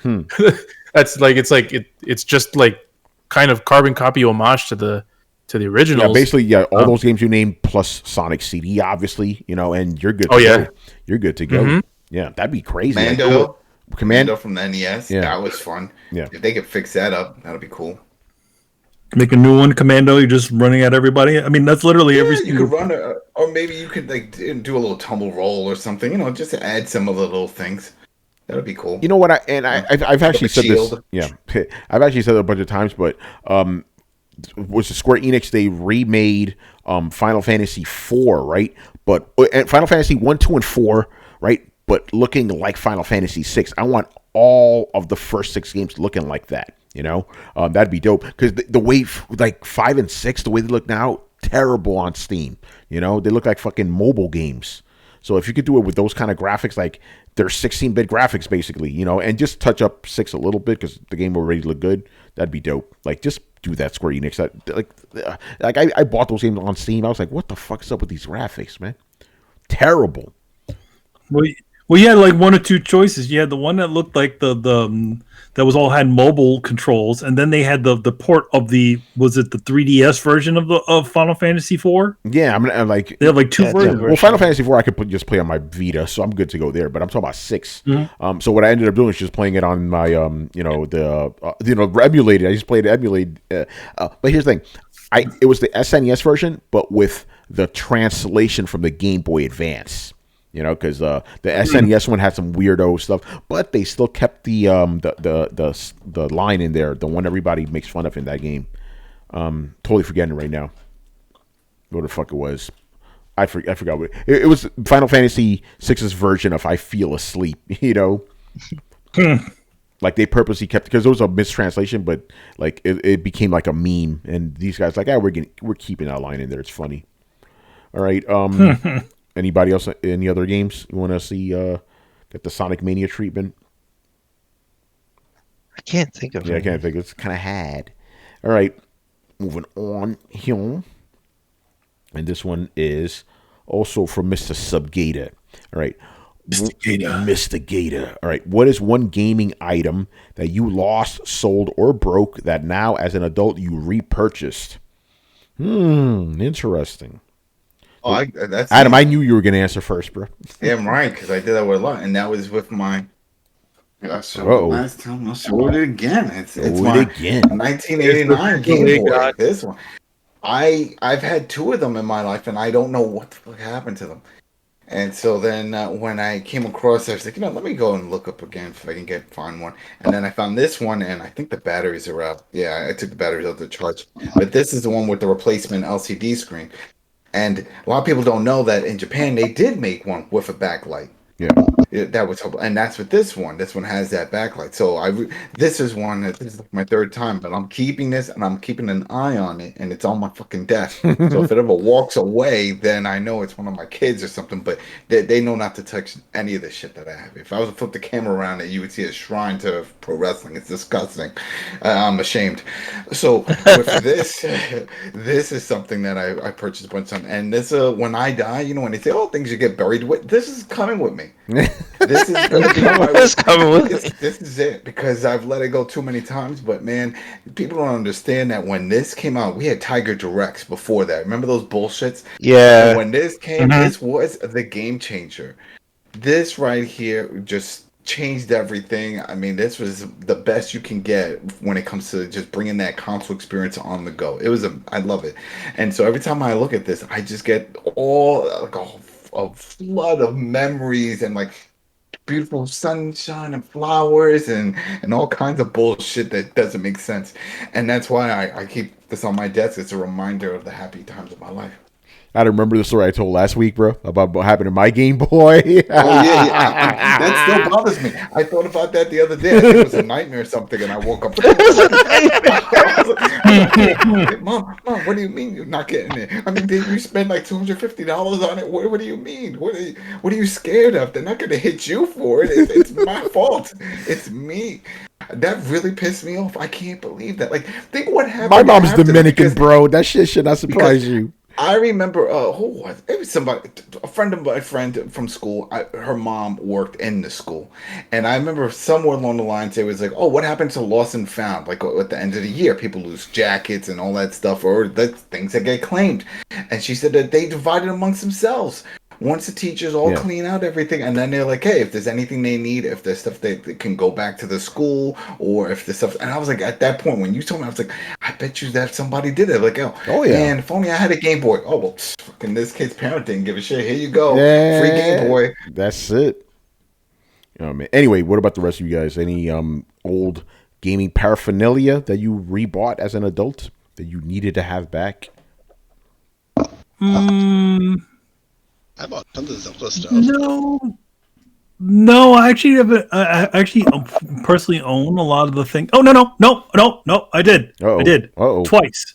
I bought Return Fire for the PlayStation 1 and Road Rash for the PlayStation 1. Nice. Because I mean, granted, I do have both of those games for 3DO, but I'm not going to be turning on that 3DO. I'm afraid that thing will fucking light on fire. It's so old. So, yeah, I bought them for the PlayStation 1 because I knew that either my PlayStation 2 or the 3 can still play those games. So, yeah, those two. Yeah. Brett, what about you, bro? He's probably talking right now, muted and shit. Yeah, I was. Hello? Yeah, go ahead, man. Go ahead. Hey, dude, I've been talking. Go. I own a bunch of Zelda stuff. Oh, what you got? Just T-shirts and shit. Just it's dangerous to go alone. Take this, kind of stuff. I don't know where they all are right now, but a lot of my stuff is upstairs. Okay. So I have like the 30th anniversary edition of the Zelda amiibo. So it's like all pixelated and shit. I've got a bunch of Breath of the Wild amiibos. Breath of the Wild isn't from your childhood. Well, Zelda is, so I think franchise counts. You know, you're a time traveler, Brett. Let me find out, man. Nah, man, franchise counts. Yeah, that's fair enough. But I do, like I said, I haven't nodded the original with the OG one. Nice. So, I'm trying to think of what else. I know I got other shit. Yeah. I'll just go quickly. I don't have anything like there's nothing really for my gaming pass I want to rebuy. I would want to re-up or like modernize my Saturn if I could. Right. Other than that, nah, not really, because a lot of those old things aren't compatible with my TV. You know, and I don't really have space to keep shit around. You know. So no, not really interested. Some of those Sega games that they redid and they made them into Sega Genesis boxes. I mean, that sort of counts because it's still something old that you used to have. You had that Sega Genesis the fucking limited run games. I don't count those, but I bought that. Like I did buy Panzer Dragoon. You know, I bought the Streets of Rage 4.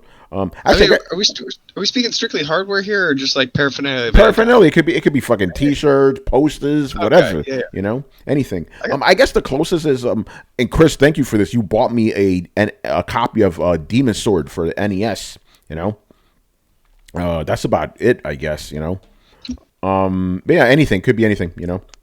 Gaming condoms, whatever, you know. Dude, I've got like so many T-shirts. I got ones with Bullet Bill in it. I just got a Castlevania T-shirt that you owned when you were a kid, and you rebought them. That's the question. I missed out. Yeah, shit you used to own when you were a kid, and you rebought. I thought it meant like in reference to shit you used to own. Like I used to own a bunch of Zelda shit. Now I own a bunch of Zelda shit. Okay. No. It's like yeah, not. That's a very narrow spectrum, man. Mm-hmm. Yeah, it's a very tight question. I like it, though. All right, anybody else? Chris, I'm looking your way. Oh, what did I rebuy? I rebought a couple of old Genesis games I didn't have anymore. It's hard because like I don't have some of my Sega CD games, and I'd love to get them back. Even the stupid ones like Tomcat Alley, but they're stupid expensive now, man. I can't even justify getting them back. The other day, when I sent you guys a picture of Skittles, Skittles, that guy had Castlevania Bloodlines in the original case, but it was $180. I'm like, oh, this is a little too steep, man. So. Yeah, that's what. Yeah, we to make it. And yeah, we talked about it before. Like your retro gaming would, collecting would be cool, but it's so fucking expensive, man.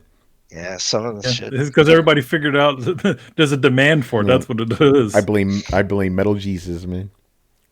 Hey guys, this is Metal Jesus. I saw him at E3, but he was like in a hurry and shit, so I didn't bother to stop him. He looked like he was busy. He was walking with a camera like in front, like, all right, my man's doing his thing right now.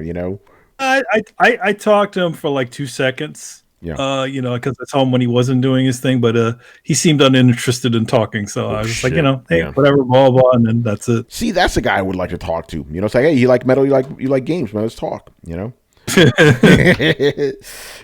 man, get radical, Reggie. Now that dude. Yeah. I like Reggie. He's a good people, man. I haven't met him though, but he seems like a cool guy.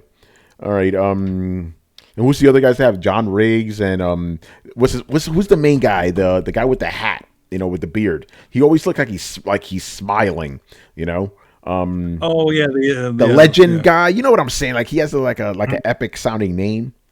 Have you guys talked about the new turtle game? Yeah, we did on the last episode, man, the Thursday episode. Yeah.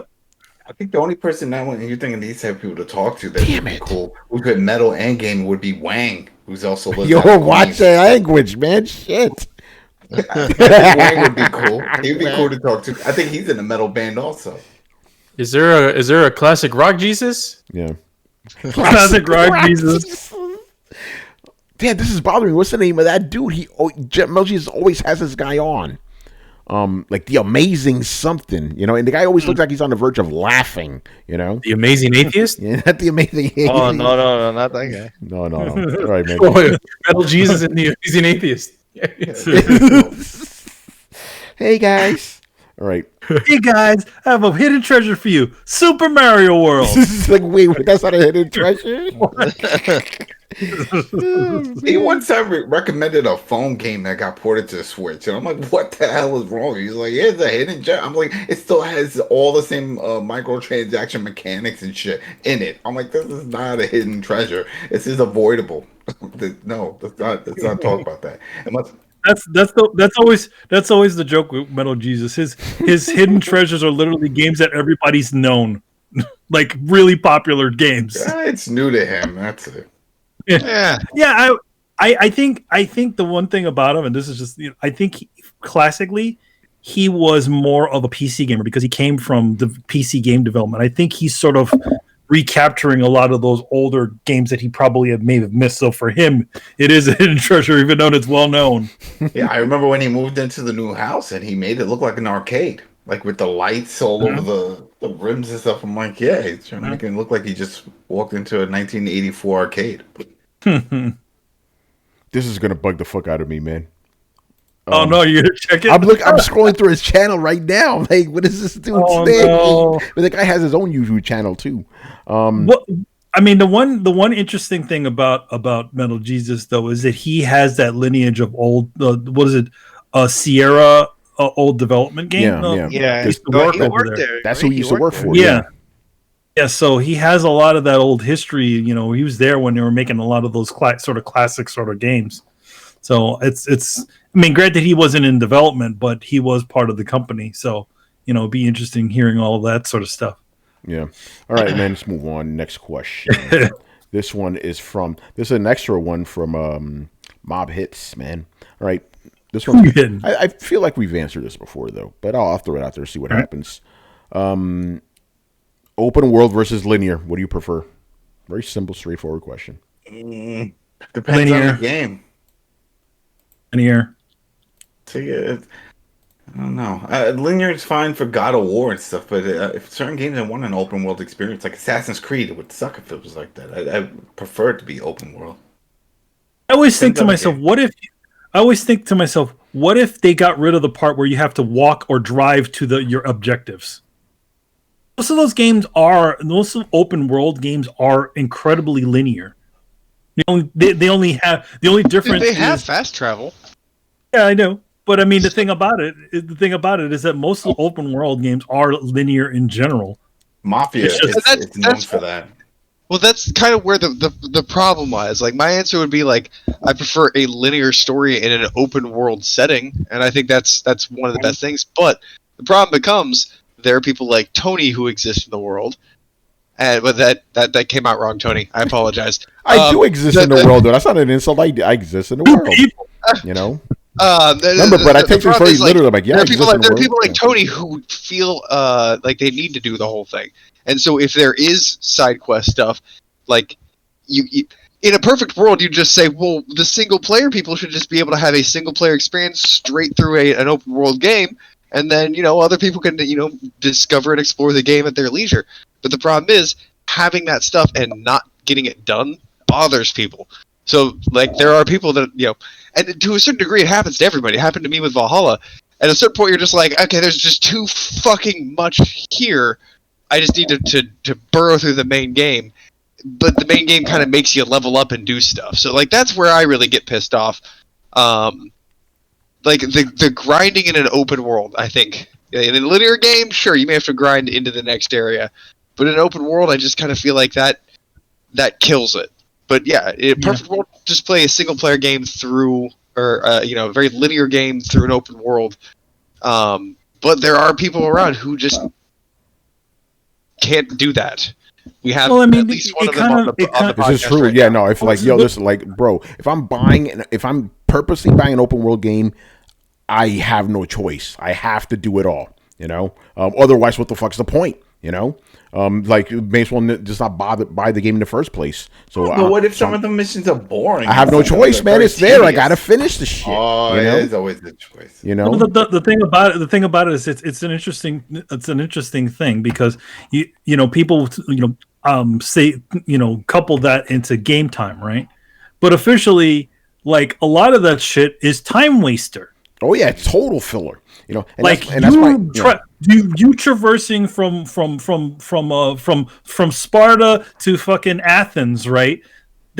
that's a whole bunch of a whole bunch of game time you just had wasted on just actually getting to that other spot. Yeah, you get to see all the nice environments, but think about it. If you coupled a lot, like all the main story beats of an actual open world game, a lot of times those games don't have a lot of game length. Yeah, no, you're right. By the way, I just want to make that clear. I like that. I like the fact that it takes me 15 minutes, sure, because I like seeing the environment, seeing what's going on. Especially if it's like a historical open world game or like a fantasy open world game. I want to see as much shit as possible. I don't mind that. I just hate the repetitious side missions that are all the same. It's like you do 5 of them, you've done them all, but you have to do fucking like 100 of them. So it's like, all right, bro, you know, Tony. Let me ask you, if they disconnected that kind of stuff from the quest system, like I'm thinking like in Bethesda games, right? Like in the Elder Scrolls games, there's a ton of little stuff to do, and I kind of feel like the problem has become it's all now a quest. Y'all, every time you talk to somebody and their chickens are fucking missing, you put it in your goddamn quest log, and there's a little bullet point staring you in the face for the rest of eternity. If it were just something like if she's like, "Hey, my chickens are missing," you're like, "Right over there," and you bring them back, and she's like, "Hey, thanks, have some eggs," and it didn't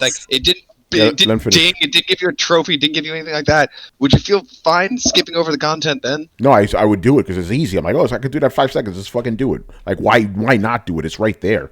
By the way, Brett, I've never had a single issue with the extra content in a Bethesda game, because it really, because it's always telling you a different little story. I'm like, this is cool. I want to check it out. And that was one of the things I was going to say a little bit earlier. Actually, like, do we compare what most open world games do, which is trash, or do we compare the best open worlds? Like, in my opinion, like Fallout 4 did the very best because you had settlements. So the journey was not just a journey. You'd find people who had stories, and you're working on collecting supplies for surviving the apocalypse. So it's a story within a story. It worked really well.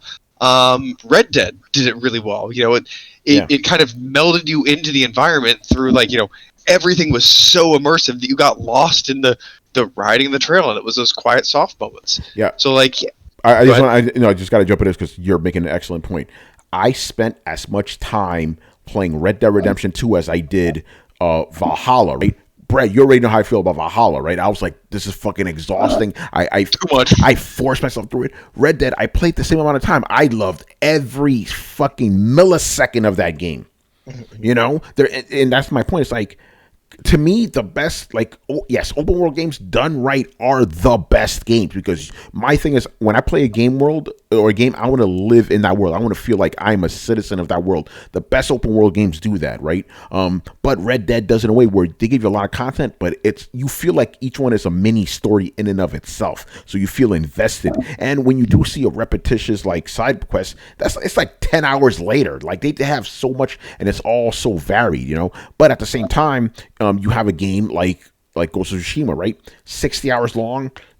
That they give you a lot, but it's not too much. Spider-Man, that's another one. 30 hours, they give you just enough, you know, and that's what I mean. You know what I think it is? I think it comes down to this. I'm just getting sick of the Ubisoft open world formula. I think that's what it really is at the end of the day. No, it's filler quests. Yeah, filler quests. It's like there are some games that, you know? Yeah, there's some games that like Red Dead didn't believe in filler quests. It believed in a little bit of like recycled content when he ran out of it, because not everything can become new. But like, none of the quests were pointless. No, they weren't. None of the quests were stupid or wasting your time. Like, nobody wants to fucking run down chasing pieces of scrap paper floating through the wind. Nobody wants to do it. Even the people doing it. Nobody wants to catch all your pigeons. Do that shit, but I do it anyway, you know? Nobody wants to catch all your pigeons. I don't care what metric you look at that says, oh, X amount of players captured all the pigeons. Yeah, they did. And every minute of it, they're like, I fucking hate this. It's funny. Yeah. It's funny because Spider-Man has those missions, but they don't continuously throw those missions at you. Like, they weren't always, like, you do have a catch a pigeon mission. But in both Miles Morales but they're tied into like a cool little story with this man who's raising the pigeons. It's cool. Yeah, you know? That's actually not back to like catch up. We're talking. Brett, you first, and then Manny. The pigeon quest was a nod back to a previous catch all the pigeons quest in one of the Spider-Man games. It was notoriously a pain in the ass, and nobody did. Mm-hmm. Yeah, Manny, go ahead. No, but I was just saying, like, it doesn't like I was going to say, it doesn't overstay its welcome. A lot of the repetitive actions of the Spider-Man game are just at that point where you could be like, Yes. this is getting annoying, but it gets out of the way as soon as you're done. Like, in other words, they don't fill up the whole map with another batch of those dumb combat missions. Yeah, You know? no, you're right about that. So see, there's an art to it, and I think the problem is a lot of open world games. They're just like more is better. It's like no, and that Ubisoft is like the notorious for that shit. It's like again, I want to play the fucking Phoenix game, but I'm like I can't do another Ubisoft game right now. I cannot. But if you were to drop Red Dead Redemption 3 right now, I'd play that shit in a heartbeat. In a heartbeat. Tony, I mean, I think it also depends on how immersive the game was. Like, I'm gonna say Red Dead is a perfect example. Like, only take on as much open world as you can handle, and it's not just about space, but it's about density too. Like, look, if you gave me 10 city blocks as opposed to all of Los Santos, but it was all hyper detailed and highly immersive and kind of like a living world, I would be just as happy with that, if not more. I don't need more space to drive. I want to be able to make choices in a world that reacts to me, and that doesn't have to be huge. Yeah, and that's why I'm so upset that Cyberpunk turned out the way it does. Because when I'm driving around the world, I'm like, oh, this is so fucking dope. It's like I'm driving around Neo Tokyo and shit. This is crazy. But the game's all fucked up, But like, oh man, what a disappointment. That game could have been great,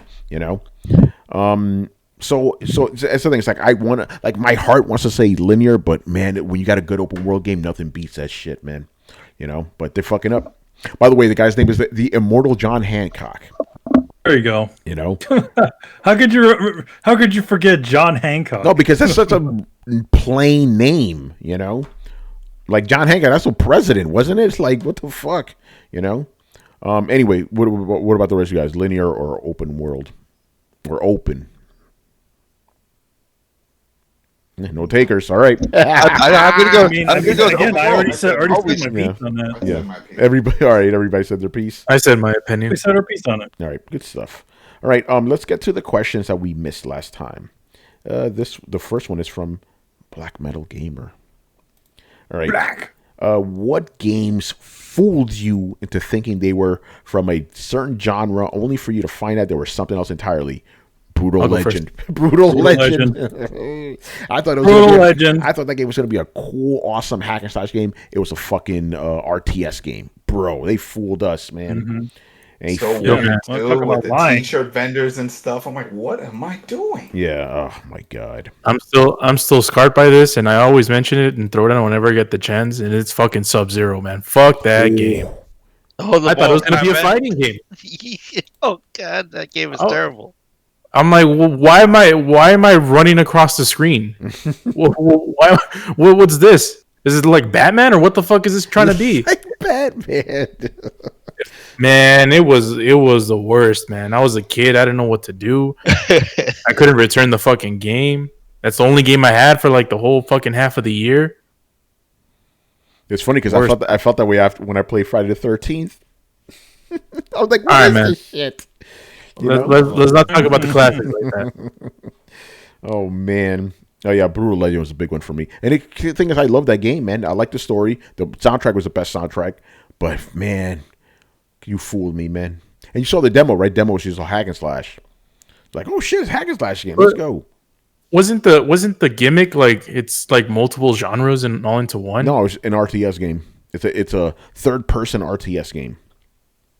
It's like, Wait, so it ended up just being an RTS game? yeah, it's an RTS game. Oh. Third person Yeah, RTS game. Yeah, I never played it. I just remember hearing about it all the time. Yeah. Interesting. yeah, it's crazy.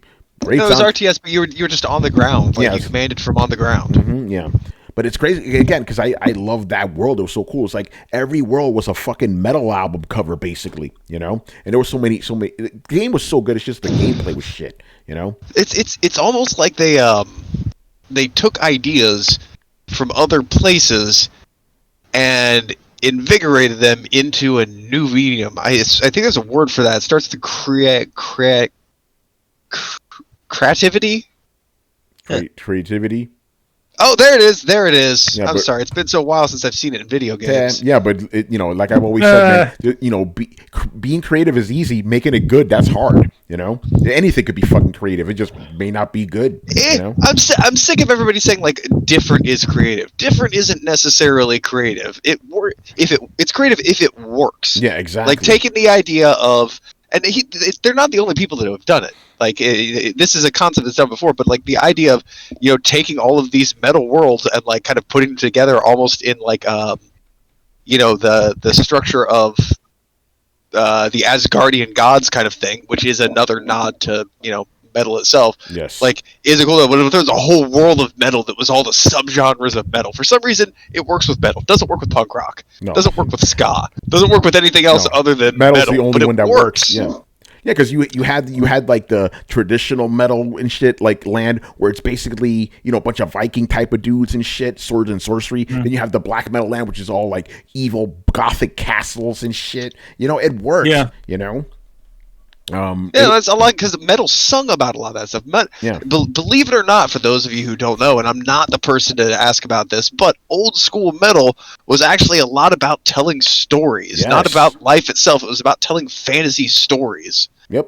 That's why I like metal. It's like, okay, I'm going to listen to a song about some guy who's working through his day. No, I want to hear about some guy who's cutting motherfuckers up with a sword, Like, or, you know what I'm saying? Like some real shit, So yeah, that's why metal's the best.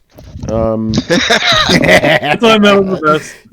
Hey, listen, like I said, see, there's a theme with everything I like, man. I want to be immersed in a world, Like, I don't listen to I'm going to listen to a couple songs here. No, I listen to albums, man. Beginning to end. I want to go take me on a fucking journey, When I watch a movie, take me on a journey. Play a game, take me on a journey. That's what I want. Tony wants his rock operas. Rock operas are good too, man. Yeah, those are cool. I'm not talking shit. Anyway, what about the rest of you guys? Adam, did any game fool you, man? I feel like almost every fucking game fools me. Fool me when they say they're finished and they're complete and the shit ain't gonna fucking crash on me. And I was like, oh, I should have known. So I'm disappointed all the fucking time. Go to start up a game, like, what the fuck is this? This is not what I wanted. It's not as bad as back. It's not as bad as when the NES days when we saw all this fucking crazy colors and shit on the box. Dude, NES days you didn't even know what to expect. You're like, no. Do you remember boxes that didn't show game? No, It's just all box art. And you're like, I mean, I guess it's probably going to be cool. We could probably literally do an entire hour of NES games that fooled us because of the dope ass covers. Yeah. Yeah. It's Or the ones that are super cool, and then later you saw the covers. I didn't see the Mega Man cover until after I had played the game. Because I rented the cartridge, I was like, what the shit?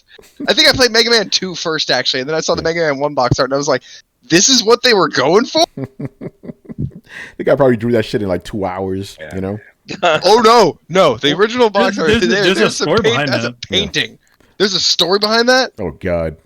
Yeah, there is a story behind it. Actually, the I think whoever was handling the Capcom, because again the Capcom licensing stuff or whatever, when they got it, it would just went to this guy, and whoever that he got was literally somebody from somebody he knew, some dude who probably wasn't even a professional artist. There are multiple Capcom covers from that era that look just nasty. I'm talking about the one where it's like it looks hyper realistic. It's just it doesn't look like the Mega Man. No, it's like the guy with a a leotard gun. It's like, what the fuck? You know what else had that? the Planet Commando had a cover like that, where the guy looked nothing like the dude in the game. But it's like he's supposed to be the Blue Bombers motherfuckers in yellow. It's like, wait, what the hell is going on here? Holding a pistol. Oh God, it's worse than I remember. Yeah, it's bad. It's bad. Oh no, Mega Man 1's horrible. Yeah. Mega Man 2. Oh God, Mega Man 2's cover is not any better. No, it's not. It's not until it gets to Mega Man 3. Yeah. Like the Mega only Man 2 way does better, but it's still weird because he's got a laser gun. Yeah, if it wasn't for renting the games, the only other way I would know what a game looked like, because the box art was always, like you said, lying. They wouldn't even show actual gameplay. Was in Nintendo Power. That's right. Because then I was like, oh, they're playing it and they're actually showing screenshots of the damn game. Because on the box, it just shows all these fucking photos of like a guy with a gun and a girl and all that shit. And I'm like, and then I'll go and play it and I see these little sprites moving around. Beep, beep, beep, beep, beep, beep. I'm like, this is not the same. I've told the story before. The first game that ever fooled me, man, and I'm talking about pissed me off, fooled me, was Sim City on the Super Nintendo, right? Because on the box art, they had Bowser destroying a city. I'm like, oh shit, I got to play as Bowser fucking up a city. I go into this fucking game, man. I got to build. Lies. Yeah, I got to build. I'm like, I don't want to build a city. What the fuck is this shit? You know? And then Bowser shows up and he's like, oh, it's about to happen. It's about to happen. Then he destroys the city for a little bit. Goes, we're like, that's it? That's what I bought this game for? Really? Wait a minute, I'm not Bowser? Yeah, that game. Oh my god. You know, fuck SimCity. You know, all right, move on. You know what? Yeah, what's up, Chris? You got one, man? Well, I always talk about the second Spy Hunter on PS2, the one with the rock in it. Shit. That game fools you because you have to get out of the car all the time and go on foot. And I'm like, that's not Spy Hunter. Spy Hunter's supposed to drive around in the cool car and do all sorts of shit like Knight Rider. But no, you get out of the car with the rock and you gotta like fucking clothesline dudes. He's doing wrestling moves. I never returned a game so fast in my life. Yeah. Yo, Blitz said, you know what game fooled him the most? Halo 5. Oh shit! Oh no! Oh man, there's got to be some reason. I'm pretty sure there's some reason. I'm like, what the fuck is this shit? I can't think of any, but I'm pretty sure there's been something like, what is this? Oh, you know what game fooled all of us though? Cyberpunk. Yep. Oh man, that got us. That's good. a Brian answer right there. Yep, that got. I us. gotta say, Yakuza fooled me. Oh really? Oh really? Yeah, I didn't. I for some reason I thought it was more like, because I played Shenmue, right? Yeah. And Shenmue was kind of what it was, sort of based on. And Shenmue had a lot more RPG elements to it. So it was a little bit more beat 'em up than I expected. I wasn't disappointed in any way. Yeah, it's a beat 'em up, but it does have a lot of RPGs that was youth level up and shit. But it's more action Shenmue than anything, you know? Yeah, well, yeah, that's kind of what I was thinking. Yeah. Like, I was surprised by the amount of fights I got. Like, I was almost expecting it to be like a duller game. Oh no! I don't know any other way to put it. Like, yeah. It's very much like an '80s action movie where like there's a ridiculous small reason to get into a fight that leads into this giant fight where you're hitting somebody with a motorcycle. Yeah, basically. But no, you're right. It's like that game is basically 3D Streets of Rage. You go around streets beating the fuck out of people. It's just in between. You go to ramen shops or whatever. You do a little Dance Revolution, do all that stuff. Oh, but see, karaoke. Yakuza, I will do every side mission and love them because they're so crazy. You don't know what you're gonna get. Yeah. You know, you go by a fucking like a vending machine and shit. This woman's like, "Yo, can you buy my panties?" I'm like, "Wait, what the fuck's going on here? I got to see this through to the end now." You know, so I guess that's what I'm advocating, guys. If you're gonna have side quests, please have them have some kind of narrative, make them distinct. Because that's why I do every side mission in a Fallout game with relish fucking doing that shit. I'm like, ooh, this is going to be good. Ooh, what's that? Giant ants? Let's see where this goes.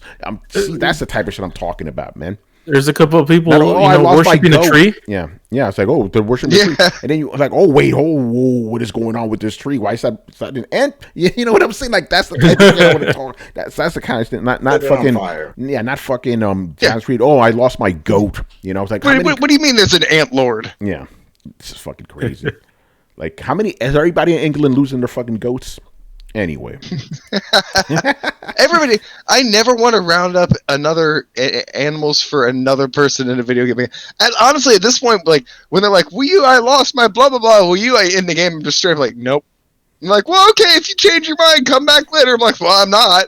That's a weird thing to say when you're like, "I lost my chickens. Help me now." I'm like, "Nah." I'm like, okay. Well, if you come back next week and find them, that's cool too, I guess.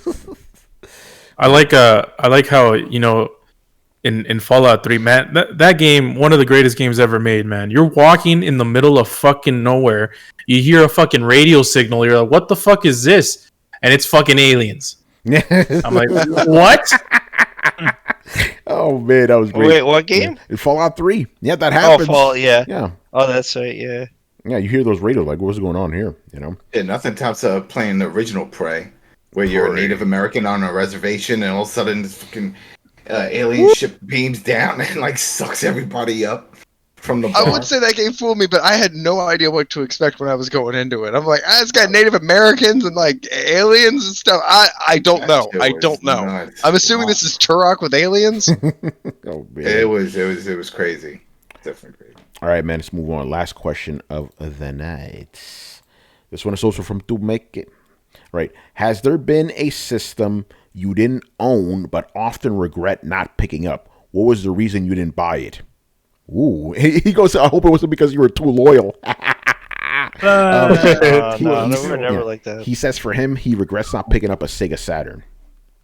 Yep. Yeah, Mm. I'd say. I feel you, brother. That. Yeah. It was I mean, expensive, man.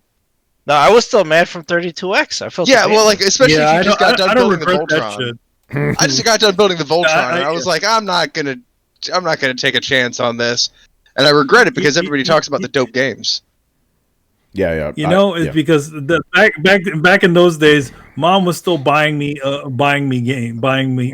and stuff. So she already spent $200 something on a fucking 32X. Then for me to ask for another thing, no, that wouldn't happen. Yeah, mine's regret is Yeah. No, I was going to say, I'm surprised my mom, she bought it. She bought me 32X and the Saturn. You know, no complaints there.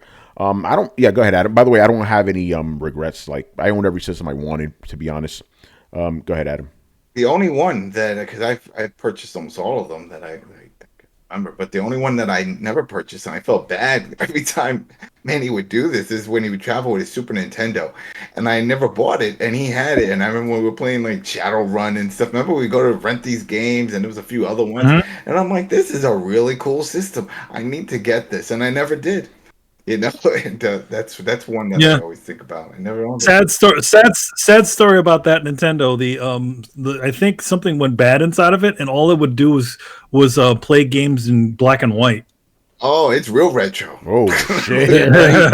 Yeah. For some reason, after a while, I don't know what happened to it, but it's maybe a power surge or something like that. But the color inside of it just disappeared. It used to like flicker at one point until it just totally went away. So all games playing through were just black and white. That's crazy. Yeah, I don't know. I can't, because like I didn't buy the PlayStation 1, but I don't regret not owning it. I like my Saturn. You know, I was happy with that. Well, I mean, you also, you know, because of that backward compatibility, you got to essentially play all those. Hey, you know what? I was classic games. I was too loyal to Sega to buy that shit. That's the truth. No, you were. Yeah, no, you would not. Was. There's an expletive that used to go with what you used to call that console, which we cannot say anymore. We cannot say anymore. Yeah. But yeah, you know. I traded in almost all my consoles. Now I think about Plastic Games just to get a PlayStation 1. When EB Games was doing that, trade in. I think it was like trade in 2 other consoles on a bunch of games, and you get like 100 per console, something. And I traded. Even my buddy, he gave me his. I think I told you about this story, but how my buddy Ray gave me his brother's Super Nintendo and all his games. He's like, "Oh, it's just in the closet. My brother doesn't play this shit anymore, so you can use it." And I'm like, "Okay." And then after I traded in, we were playing some games. He went home, and then he called me up. He's like, what's the chances of us going back and getting that Super Nintendo? I'm like, man, this shit is gone. He flipped out because he was like, he disconnected because he was playing his other shit that he had, but he never wanted to get rid of it. He was still good. Yeah. And of course, my buddy had no right to sell his brother's shit. And think about it, if one day you come home and your fucking old console and a stack of games is all gone, and it's because he gave it to me to go sell. I felt horrible. But I was like, but I mean, I got my PlayStation. With no money, I had no cash on me. I just traded my 3DS. I mean, my Sega CD, and my 3DO, and then with a bunch of games. And then he gave me the Super Nintendo and all those games. So that was more than enough to get the PlayStation 1, 2 games, 2 controllers, and a memory card. So I just spewed a lot of shit, but I wound up getting it cool. And I remember it was the 2 main games that I was playing on it when that launched was like one was a bullshit game. It was like an ESPN X Games, just so I can skate and stuff and luge. It was weird. I just realized why I got all these systems. I kept selling all the previous ones. That's why I don't own my Nintendo or Super Nintendo or Genesis. I kept selling them to buy the next one. You know. Yep. Yeah. That's you how had to. Yeah, you had to. Yeah, you didn't have the money. That's how you do it. So yeah, that's how it was like. Hey, Bob, I'll give you this much money. You pay the rest. You know. Saturn. I had 2 Saturns. I don't know how I got the second one. I think my boy Mike gave it. I have both of those. The Saturn was the last system, or was the first system I showed where I'm like, I don't want to sell this. I want to keep it. You know, because it bugged me that I didn't have those systems. You know. All right, everybody answer. Yeah. Yep. All right, everybody answer. Go ahead, Chris. One thing Only now I regret it because I can't get my hands on it. It's TurboGrafx 16. Oh, And I've been wanting to try some of the games on it, and I ignored it because I had Genesis. I was like, I don't know this shit. I wasn't too loyal or anything. I was like, I didn't know anybody that had it. So it wasn't like I could try the games, like go over to your buddy's house and like play the. One guy did. But I wanted a Turbo Express. Yes, To this day I want it, but I'm not paying those $600 for it. No, well, I mean, that was like I didn't get a Nomad either. You could have a portable Genesis. Oh yeah. Oh yeah. I heard the battery life was horrible on it. I think that was on the Game Gear too. The battery life was shit. Oh yeah. Every 2 hours you have to hey, can we stop and get 6 more batteries? Oh no! I was stupid. I bought the Sega battery pack, which it weighs like 50 pounds and pulls your pants down while you try to walk around playing the fucking game, man. Good thing that didn't explode. You just put the batteries in the refrigerator, man. You're good. In the freezer. Remember doing that shit back in the day, man? Yeah. That shit was crazy. Still put the batteries in the fridge. Man, who got batteries? Everything's chargeable now, man. Well, that's the thing. A lot of people don't do it, but it says it on the packet. It's like when you're done using it, take them out and put them in a cool area. You're never supposed to leave them in a controller or in any device. You're supposed to always take the batteries out. No one does that shit. No one does that shit, no. So, it's too much, man. All right. I think we're done here. So, plugs. Anybody got to plug anything? I guess I'll go. Oh. No, you know what, Adam? You go first. This time, man. You know what? Let's go. Let's say that Adam go first this time. Well, just because Walking Dead came out today, the latest episode, and we did our review and discussion, Carlos and I and Rich, for the I Am Man podcast. So you go ahead and check that out on YouTube and on Spotify and iTunes and all that good jazz. And it's good. It's good. There's only a few more episodes, 3 more episodes left. And it's not just filler. They have some cool little side stories and interesting chain of events took place in this one that was fun to watch. So hey, go check that out. All right. What was that, Carlos? What happened? I said it had a twist. Oh yeah, it definitely did have a twist. A good twist. All right, Manny, what you got? I got the usual, Excellence, which is Excellence 10, which is out right now. You can also go check if you want to pick up the full super omnibus version of 1 through 9, which is on Kickstarter right now. If you're interested in that, just check out Skybound, at Skybound, which is on Twitter. You can find out all the information there or on my Twitter. And that's it for now until a bunch of other announcements happen. So yeah, what's going on with that Throwdown Draws, man? Yeah, Throwdown Draws. Again, it's all dependent on whether I feel like doing them or not. And I felt like having some me time, so I finished off a game. Got that platinum. Got the yeah. You didn't say that on air, did you? You got the platinum in Concrete. Oh Genie? Yeah, I got the platinum in Concrete Genie. Good stuff. All right, people, that's going to do it for us, man. So make sure you follow us on Twitch and Twitter. Subscribe on YouTube and join our Discord. And if you're watching on YouTube, make sure you hit the like and subscribe and all that good jazz. You can find us on any podcast app by searching for Throwdown Show, 2 words, Throwdown Show, and visit throwdownshow.com to listen to past episodes. Links to everything down below in the description. Once again, our show is Tony Polanco. And I was joined by Emilio Lopez. See you later, guys. Chris Seeley. Hey, take care, everyone. Carlos Romero. Peace out. Adam Vale. Good week, everybody. And Brett Murdoch. Deuces. All right, people. Thursday later. Peace. Later, people.